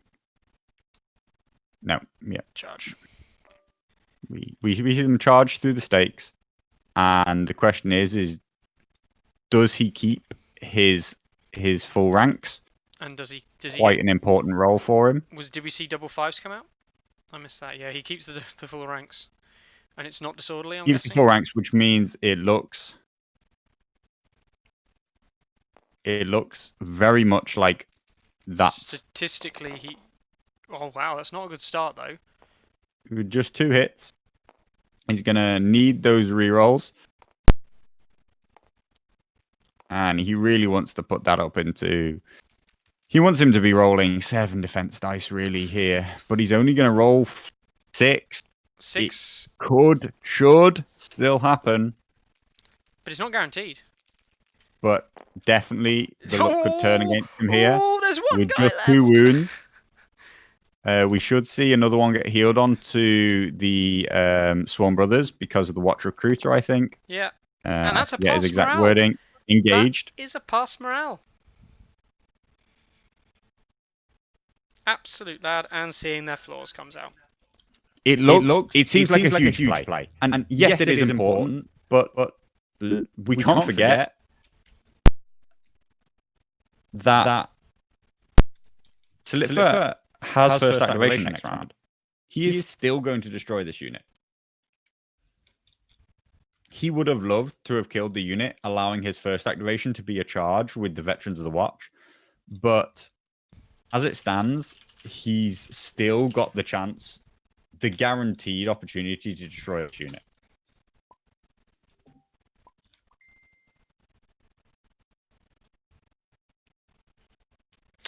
So, it does mean that the next activation is going to be very relevant. Yeah, Carlo just very briefly decided to turn on his in-game microphone as well as Discord. So yeah, this next activation is going to be very important in the top of the next turn because Solitfa almost has to make a decision. Does he want to just kill the Watch Captain? Or does he want to do something else around the rest of the board? He should be killing the Watch Captain. But... Oh, what's he going to do? He's taking the maneuver dice. He's doing. It looks like he's making a retreat. Well, he's taking another D3. Does he know that he's going to take another D3 for this? Plus, So it looks like he's committing to killing them with the Swarm Brothers, and he wants to be safe when doing so, that he is safe from the conscripts. He has become quite scared of what Alistair in this conscript unit is now going to do to him. So it looks like he's continuing to be incredibly defensive, knowing or believing that he's currently in control of the game. I expect to see a first activation of swords, allowing the Swarm Brothers to kill the Solitfa's Swarm Brothers to kill the single Swarm Brother Watch Captain. And then we'll see that followed up with a retreat, at which point, really, the Swarm Brothers from Shalashaska are going to have to turn to face the Veterans of the Watch, probably taking a horses. And really, Shalashaska has no good choices. If Solitfa can destroy this Watch Captain and retreat and create distance again. Carl, what we saw was the conscripts charge in, lose some models. I think it lost 2 models. It didn't kill enough, only killed 2, and then retreated out and lost some more models on the retreat through the stakes. So swords coming out with Jaw. The influence goes onto the conscripts, and of course the attack coming from the Swarm Brother unit.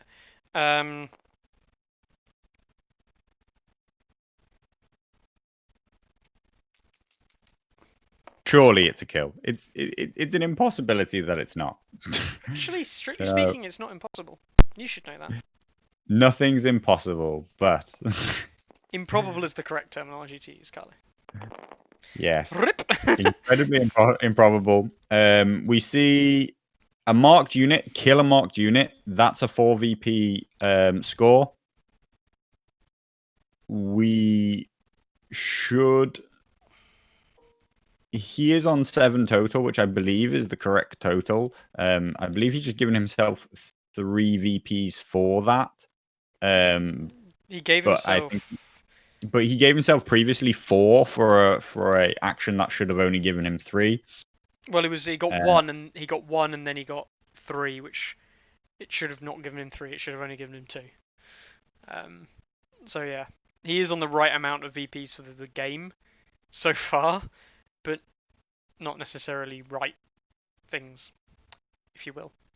And we see, I think, that he acknowledges that the conscripts are going to have to do something pretty spectacular, and what he should do is maneuver away and just apply pressure on any move that they might try to take next. So if I'm Shalashaska, I put Bowen onto horses right now, and I skedaddle away from those veterans. You do. You may make it out of their charge arc, which would be important. Doing so may even put you in an aggressive position to charge. You could, you could come around the corner. Brothers. You could come around the But corner doing and enter. so means that you too can probably be charged. There may actually be a relatively sneaky position where you can make it so that Solitfa can't charge you because there is no room for his tray because you're into the flank of the veterans. Yeah. We'll see whether or not that position is available to him and if he can see that it can happen. Doing so as well, he may also put himself in a position where a charge by the Swarm Brothers, Solitfa's Swarm Brothers into his Swarm Brothers, requires going through the wall. All of these are the kind of moves so the important thing here is he's out of arc of the veterans, which he's currently not. No, and when he begins to pivot, it's almost definitely going to get worse for him. Yeah, this is not definitely not the position he wants to be in. He needs to go wider to get out of that arc, I think. I'm not sure if he can make it with any angle. The question is, should he give up on it and trying to create distance by just going far away from the veterans as possible? He does take this sneaky position where he can't be charged by the Swarm Brothers, but it all falls apart because the veterans can make the charge. They make the charge and align 50%. Yep. Which then means that the other Swarm Brothers can, of course, make that charge. Shalashaska can respond to the veterans charge, which will be much blunted because of the low wall. It is still not a ideal situation for Solitfa. Shalashaska should probably respond by making an attack, resulting in the Swan Brothers shifting over and now being no longer in range of the Swan Brothers and counter charge.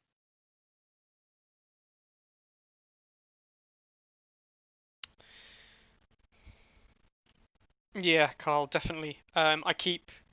I would always recommend to players to keep the bags that you've got of trays handy, because just picking up a tray and dropping it on the board, quickly battle readying it, and then just moving it around as a charge activation kind of tray is really useful.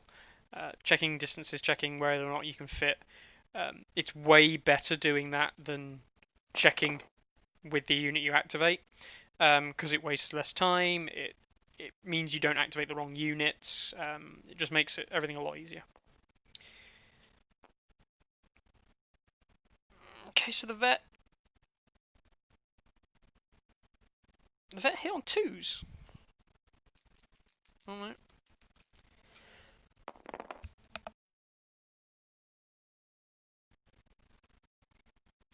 We see the veterans throwing out their 8 dice, hitting on threes. Mm-hmm. Catch you later, The Bruce. the Swarm Brothers have to be careful of the counterattack order, which, of course, will make Watcher on the wall. Ooh, interesting. this is We may see really good. an aggressive move from these conscripts to try and hunt down the enemy conscript unit, Definitely, going definitely. through the stakes in the process. And He needs to pivot as well, so he doesn't end on the stakes, because that means. he his problem is that he needs to not be on the stakes and yet still be able to make the charge. That will actually contact there. If he was to stay there, he would have contacted. There. There's good enough. There is Yeah, a tiny little gap there. looks to be his position. He's There's got collision about a there. millimeter in it. Yeah, it's good enough. TTS is good like that. It's hard to do in real life. So he takes a D3 plus 1. If he rolls a 1 or a 2 here, one's. Well, that kind of sucks. It will blunt the attack a little bit. Yeah, he does have Alisa there to make it now, hitting on threes. Of course, they restore the D3 plus anyway. Straight away. So Did actually, the veterans fail to do any damage to the Swarm Brothers? they killed one, and then the morale test passed. Because of the plus 1 from the wall for the defensive. Of course. So these conscripts heal back up. They are running in. This is a dead conscript unit, right? They are panicked and vulnerable, so the answer looks to be yes. Yeah. We talked about this before. It's And 9 this dice is in a total. marked unit attacking a marked unit.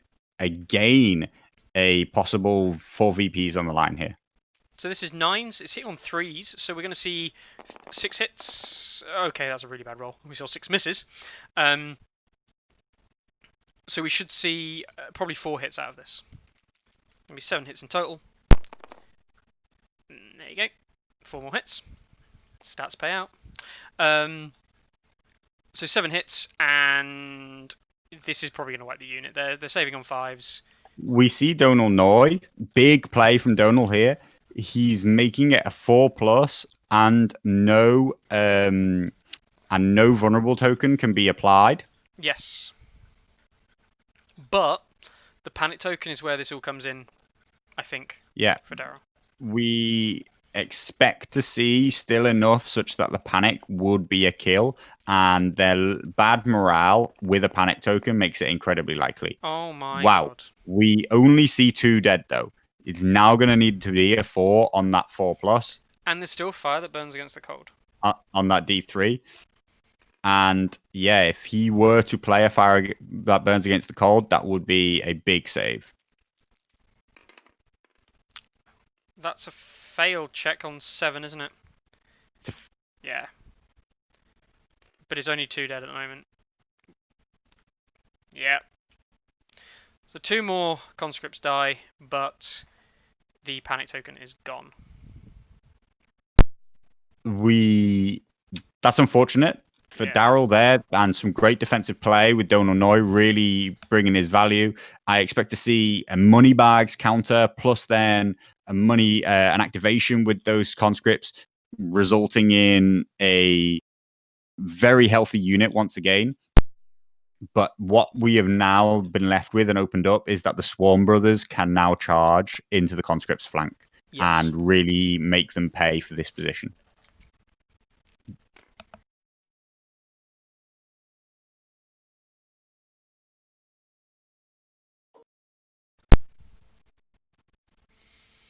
And Carl cursing. I don't Yeah. think I've ever seen Donal be played to have such a large effect as this, but his bolster defense ability is really come invaluable in this game. It's another 2 dead off of a failed panic check from Crown Zap, but I didn't like that. I don't like that because you could have taken letters and weakened the Swarm Brothers. I feel like that was a much better play in that scenario. Yeah, I think your problem is that the Swarm Brothers are very likely to kill you, and you need to reduce that chance. Yeah.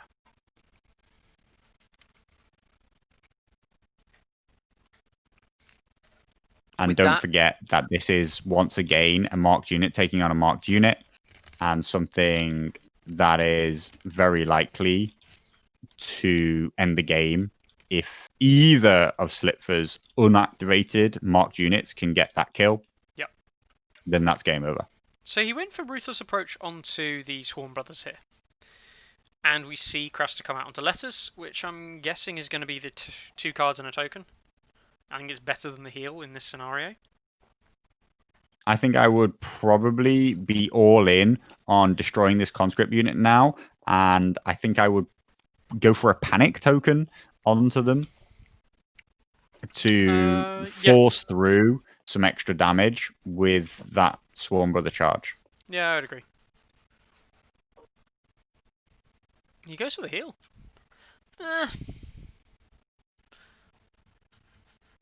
I'm not on board with that. When they activate, they'll heal 3 anyway. The 3 won't get them up to full ranks.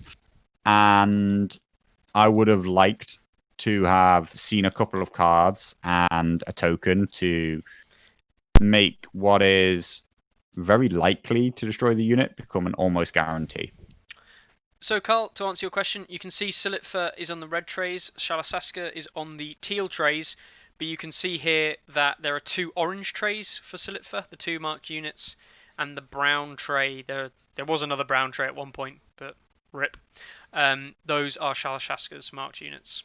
They could have gone for a brighter blue, which would have helped because it's the same kind of colour. But those are the ones that are marked. So these 2 orange and the brown. So, I mean, it's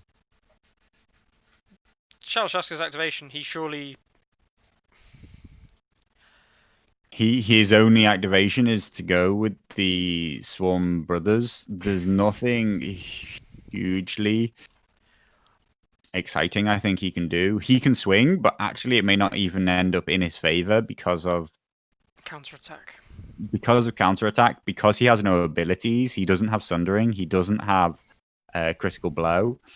This now becomes a very bad matchup for him in general. He's gone for.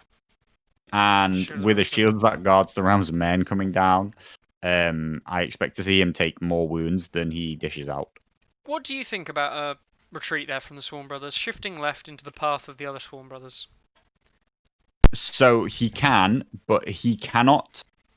Oh, that's what we see happen. All right. He cannot, I believe, get far enough to block the charge. If he can, then it's a brilliant move, but I'm pretty sure that he can't. And instead, he opens up the charge path and basically says, I will charge you in the flank next turn. It makes there was actually there a no. small element to this choice of a flank charge by the Swarm Brothers from Solitfa, but I still think it's the right thing to do. I mean, it The does question mean is it a guaranteed charge? that the Swarm Brothers going into the side of the conscripts now is not viable unless the conscripts activate first and shift across, because there isn't actually enough room for 50% alignment Okay, there. but there is, I mean, you can go 80%, can't enough. you? Yeah, Yeah, he can fit somewhere between 50 and 100, so it is an yeah, acceptable charge. it is acceptable still. Yeah. Um,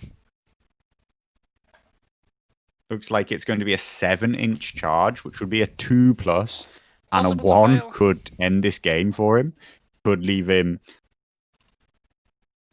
flanked by the enemy Swarm Brothers in a conscript battle that he is losing. Yep. So it is risky. Not risky that it's a bad play, but risky that that one. Oh, and he instead chooses to go for the front charge into the Swarm Brothers. I really don't like that play.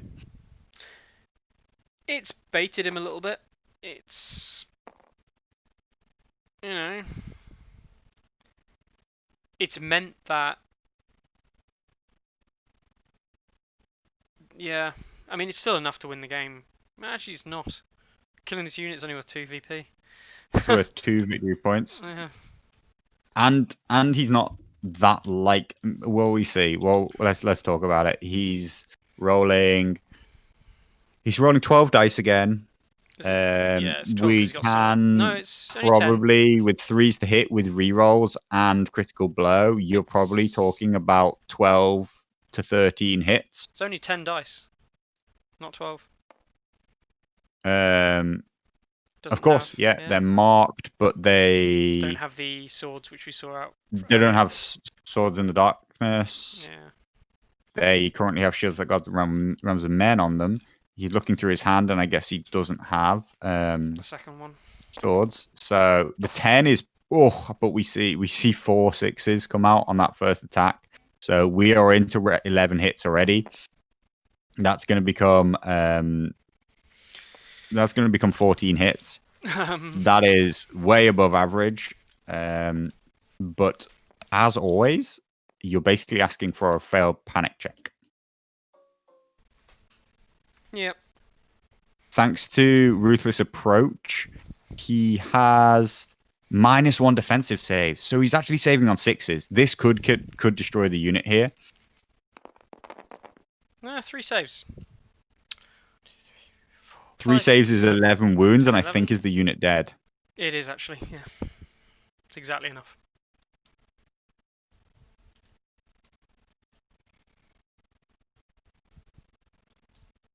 But it's not enough for the game. And see, I think they absolutely have something wrong because he believes that he's scoring 3 VPs for that. Yeah. They have always through the game, Solitfa has been giving himself 2 VPs for destroying a unit with a marked unit rather than 2 VPs for destroying a unit which is marked.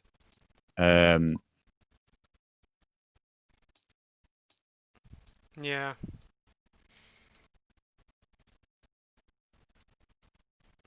But he should not. He has twice given himself one too many VPs and one time given himself one too few VPs. He should be on 9 VPs. Yeah. Though technically he missed out on 2 VPs that he could have placed on the unit that he destroyed. So all in all, he could be on 11, but he technically missed those VPs and has never, it seems from our perspective, asked for them to be placed back on, and there would be no need for Shalashaska to say, yes, you can go back entire turns at a time. I mean, this is one thing it's always worth remembering, guys. The rules of the game mode are here, and they're also available on the table, has them on Song of Ice and Fire Builder. They're available there. I personally make these as big as I can when I play games, and I stick them down in an unused section of the game. And that way, whenever anything happens, I can just quickly look over, check the rules, and go, yep, that's right. Yeah. There really is no... Obviously, interactions with different things are fair game. There's always discussion on rules. You know, we talked about bears. We talked about the Rose Knights interactions, these kinds of things. But there's never any kind of excuse really for you to get a rule from a point scoring mechanism that's identified in the rules there wrong, unless you're forgetting about it. But there's no reason not to double check. So it's a personal bugbear of mine. So if you ever play me, I will be getting the rules out. Not because I'm a rules lawyer or anything like that, but there are so many game modes you forget how to score. It looks like they're... I'm not sure.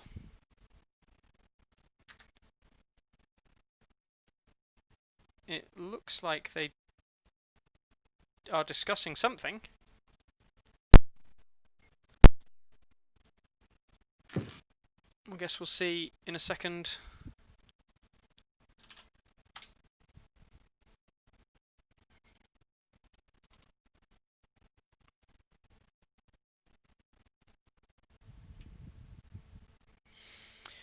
So,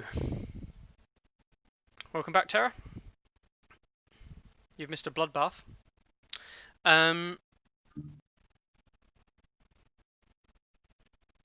We can see here there's still a lot of discussion going on the board. Still unsure as to what exactly is going on.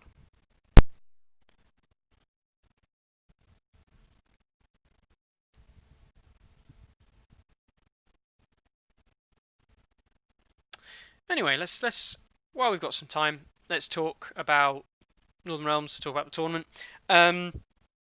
Obviously, the tournament run by Song of Ice and Fire Stats and NRG, and loads of fantastic sponsors from across the globe. We've got Small Council Radio involved. We've got Carl Kerson with his West Coast Bannerman, formerly might be known as Peacekeeper Games. He's been involved and he's been here tonight watching along. We've also had Mythicos Studios involved. Mythicos doing a lot of great stuff, and I'm sure Carlo will mention Mythicos later on. And we've also had On the Table as well involved. I think that's it. I think that's everyone I mentioned. Obviously, we'll put in stuff towards the tournament, be it prizes, all kinds of things. Carl with his predictions, which we have done a video for this week, Carl. It will be going out hopefully tomorrow morning, he says, having not finished editing it yet. So we'll see where that goes. Obviously all the links to Facebook and all of our merch and stuff for NRG is down below. Check it all out. Twitch Prime subs, all of that kind of stuff. I could talk to death. You're probably fed up with me talking about that, to be honest. But it really does help the channel, and it helps us grow. And say, coming out of coronavirus, coming out of the kind of lockdown, I'll hope to see kind of more different content. Cool. Right. So I think we're done, and I think we're gonna head on over and have a chat with them in their channel. Sure. Is that right? Yep. Hi guys. The charge off second activation. Hello. Hello. Yeah. Cool. You're right. It's a common mistake for us because we are so attracted to, like, I take the first turn for the letter and have more cards. Yes, yeah. So actually, every other game I've taken second turn because I always want to try and get second turn charges off. And this, I spent so much time listening to Carlo about how important first turn is that that I took it thinking, oh, I'll give it a try. I've got more combat activations, blah blah blah, but it didn't work. So Advice are cool, but the best way to learn is to suffer big drawback. Yeah, so mate, I've had 3 games of big drawbacks in the shape of dice, so I'm not worried about it. But it's good advice. It is. You're right. Yeah, you learn by losing. I've done that with other games. Like my first contact with Baratheon Night Roses with Penrose. Oh god, yeah. Like, I know what Penrose do, but I was tired and like I launched the charge and then he plays defensive and like, oh, you lose all abilities. Oh, yeah. You don't retreat after. Oh no, you have 2 Rose Knight to punch on you. Mm-hmm. I Yeah. lose a It's turn. it seems almost insurmountable sometimes when you're just like bashing your face against a wall of rose knights. But like we've talked about in other games and stuff, like realistically you've got to try and avoid them. But if you can't avoid them, then you're in a sticky situation. You, we So have yeah, let's talk about the game because we're on the stream now. So Carlo? so I think Carlo's got some questions probably. Do I? You always throw me under the bus with that without me ever having particularly prepared. That's fine. I'll go for it then. Go on. Go on, you start. You start. Solitfa. Obviously, good game. Well played. The deployment of the stakes. We talked about the stake deployment and your usage of them. Do you want to explain that, because it kind of did play into your game plan, certainly in those opening 2 turns, and it was not expecting him to pull stakes on the table. It's more something we do when we are against a faction with more activation than us. So, like restrain the battlefield. Yeah. So when I saw this one, I told myself, if I have to choose the side, these stakes I can destroy it whenever I want. I put the other one just so you can't kill it immediately. And yeah, I was thinking of it to protect the conscript and maybe put the enter on this side. It was, yeah, let's see if it works. And just wanted to, to have a closer battlefield possible. Yeah. So he had one more unit and he had a cavalry, so Yeah. it's a good way to was a good ally for my hunters eventually to go back and forth. What about you, Daryl? What do you think of the kind of like the way that Solitfa used those in the early turns, and kind of like your so the to me, in my head, I was thinking, I know that you score big points from killing a unit which is marked, which is always optimal. But what I did think was that if he wants to keep one unit away from the active, the active battlefield, and bring, because he would have to bring stuff in piecemeal unless he wanted to charge over them. And that means that I would have a chance to kill things with my marked unit, which is still points anyways, regardless. I was happy with that. So him having that tray of models over there hiding behind the stakes wasn't a big deal for us. I know that conscripts are nasty to get rid of anyways, so it wasn't a huge problem to us. In hindsight, I probably should have marked the hunters.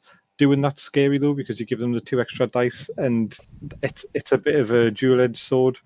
But I know they're an aggressive unit, and if I had have done that and maybe got them to keep the hunters away, it might work better in my favor. But so when I look back on the things that I did during the game, there was a few obvious mistakes. I didn't want to take first turn, but I took it as more of an experiment, and I regret taking first turn. I don't think I should have. I think it was a bad idea. I think I should have taken second turn because of how close we are on trying and get a guaranteed charge off. What else did I do that I don't like? Oh, we've got one. Speaking of a unit not in the battle, what were your thoughts with the Swarm Brothers who were deployed entirely on the far flank by themselves, and then proceeded to maneuver back towards the center over the next 3 turns? Did you have a plan for that, or did you regret it as soon as they went down? So no, not so much. But what I didn't want, this might sound a little bit ridiculous, but I kind of wanted to do. I wanted the battle to be at least a little bit entertaining as well, and I think us doing completely opposite deployments and just watching 4 or 5 turns of us maneuvering into places for a fight would have been very dull for me and for anybody watching. So if I had have done complete parallel, I mean, I know I had the mobility advantage with the trackers, but really 1 unit of trackers isn't going to make a dent in anything. So No, I just kind of I wanted to try and match a little bit of aggression, and I could have just charged the vets, but you know as well as I do that veterans with Donald Noy that available, even with Swarm Brovers who are a good unit, They don't die. they're not going to die at any time soon.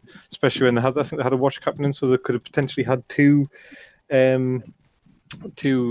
vows, so it means they could have been getting free retreats and free charges.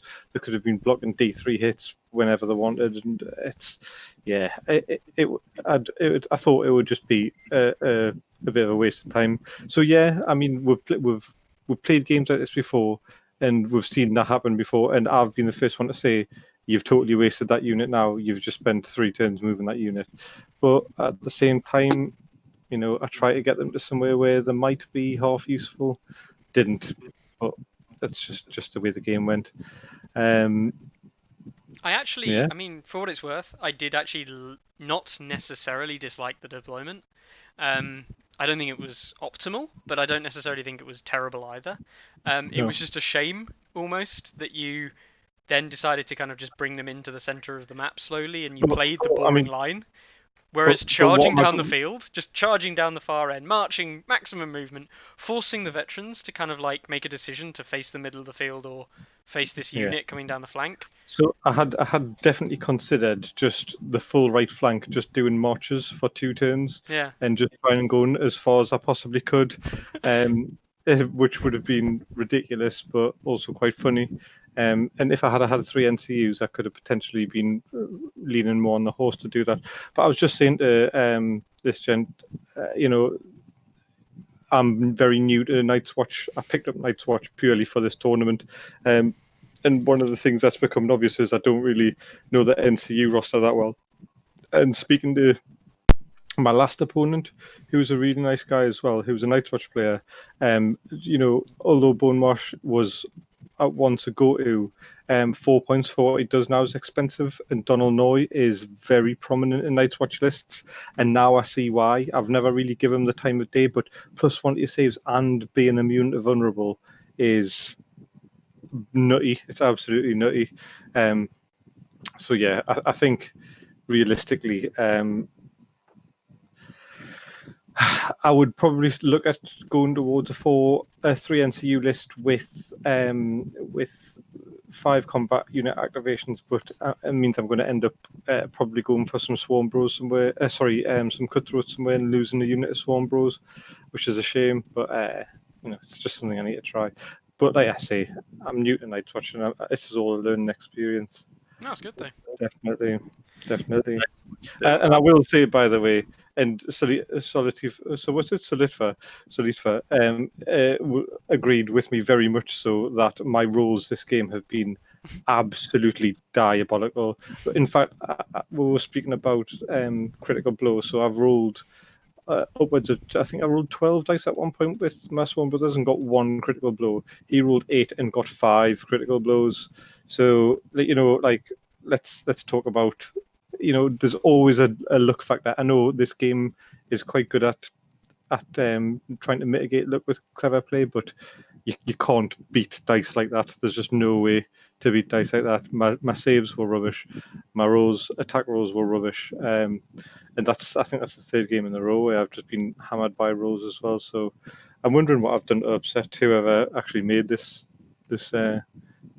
the mod. I'm sure there's like my name's like hard coded into it now to just give us bad dice, but but no, it was a good game. I did enjoy it, and I learned again from playing a Night's Watch player who's experienced. I did learn a lot. Yeah. Well, I would like to back on deployment. Why I put my veteran first in this place is I waited to see where he put his first unit. I just leave it on his flank and I go the other way. He put his one, I go on the other side. Yeah, so kind of like using it as kind of like the center point to then. Yeah, that's that. The vet is the anchor point of the line, so yeah. I put it first, I see which way it goes, and I go the other way. Maybe he could have this tractor. I don't know. And yeah, for me, of dice. When you play Night Watch, see critical as a little bonus because it will never be there when you need him. Oh, I totally get you. Yeah, but I mean, when you weigh up both our roles, yeah, I mean, it always hurts to see somebody rolling less dice than you and generating a significant amount more hits. Yeah. The other way, conscript, they are all garbage. Mhm. Sometimes they are MVP. See this one? Yeah, your conscript. He really bothered me. You kill my Yeah, and I was like, oh fuck! If he kill my own conscript, it's It's a close game. If that conscript unit had died, 3 points. 3 points more. No, it's yeah 3 points. no, it was only 2 points because they don't give up a point they're marked though. for dying. Three What? VPs. It's Mm, 3 repeats. But You're the marked, thing is, Oh yeah, and yeah, they're marked. yeah. conscript. You see them as garbage, but really often they can do okay. It's smarter, but yeah, sometimes it works. Yeah. Cool. Well, thank you for the game, mate. I enjoyed it. Thank you. Okay. Unless have you got any more questions, Carlo? Or No, pretty yeah, I happy? think everybody's covered everything. I think Cool. it was a Get rid of you. really, really good game, and it swung back and forth as Fire and Blood always does. It was risky right up until the end, and if only a couple of dice rolls had gone another way, then it really could have been different. Yeah. These things happen, man. Have you ever seen us roll less than 4 on stakes as well? By the way, I genuinely do not think I've ever lost less than 4 models over stakes. Lost 4 with the Swarm Bros. Lost 4 with the conscript, and Conscripts. every other game that I've played, I've lost 4. I'm going to stop putting them down.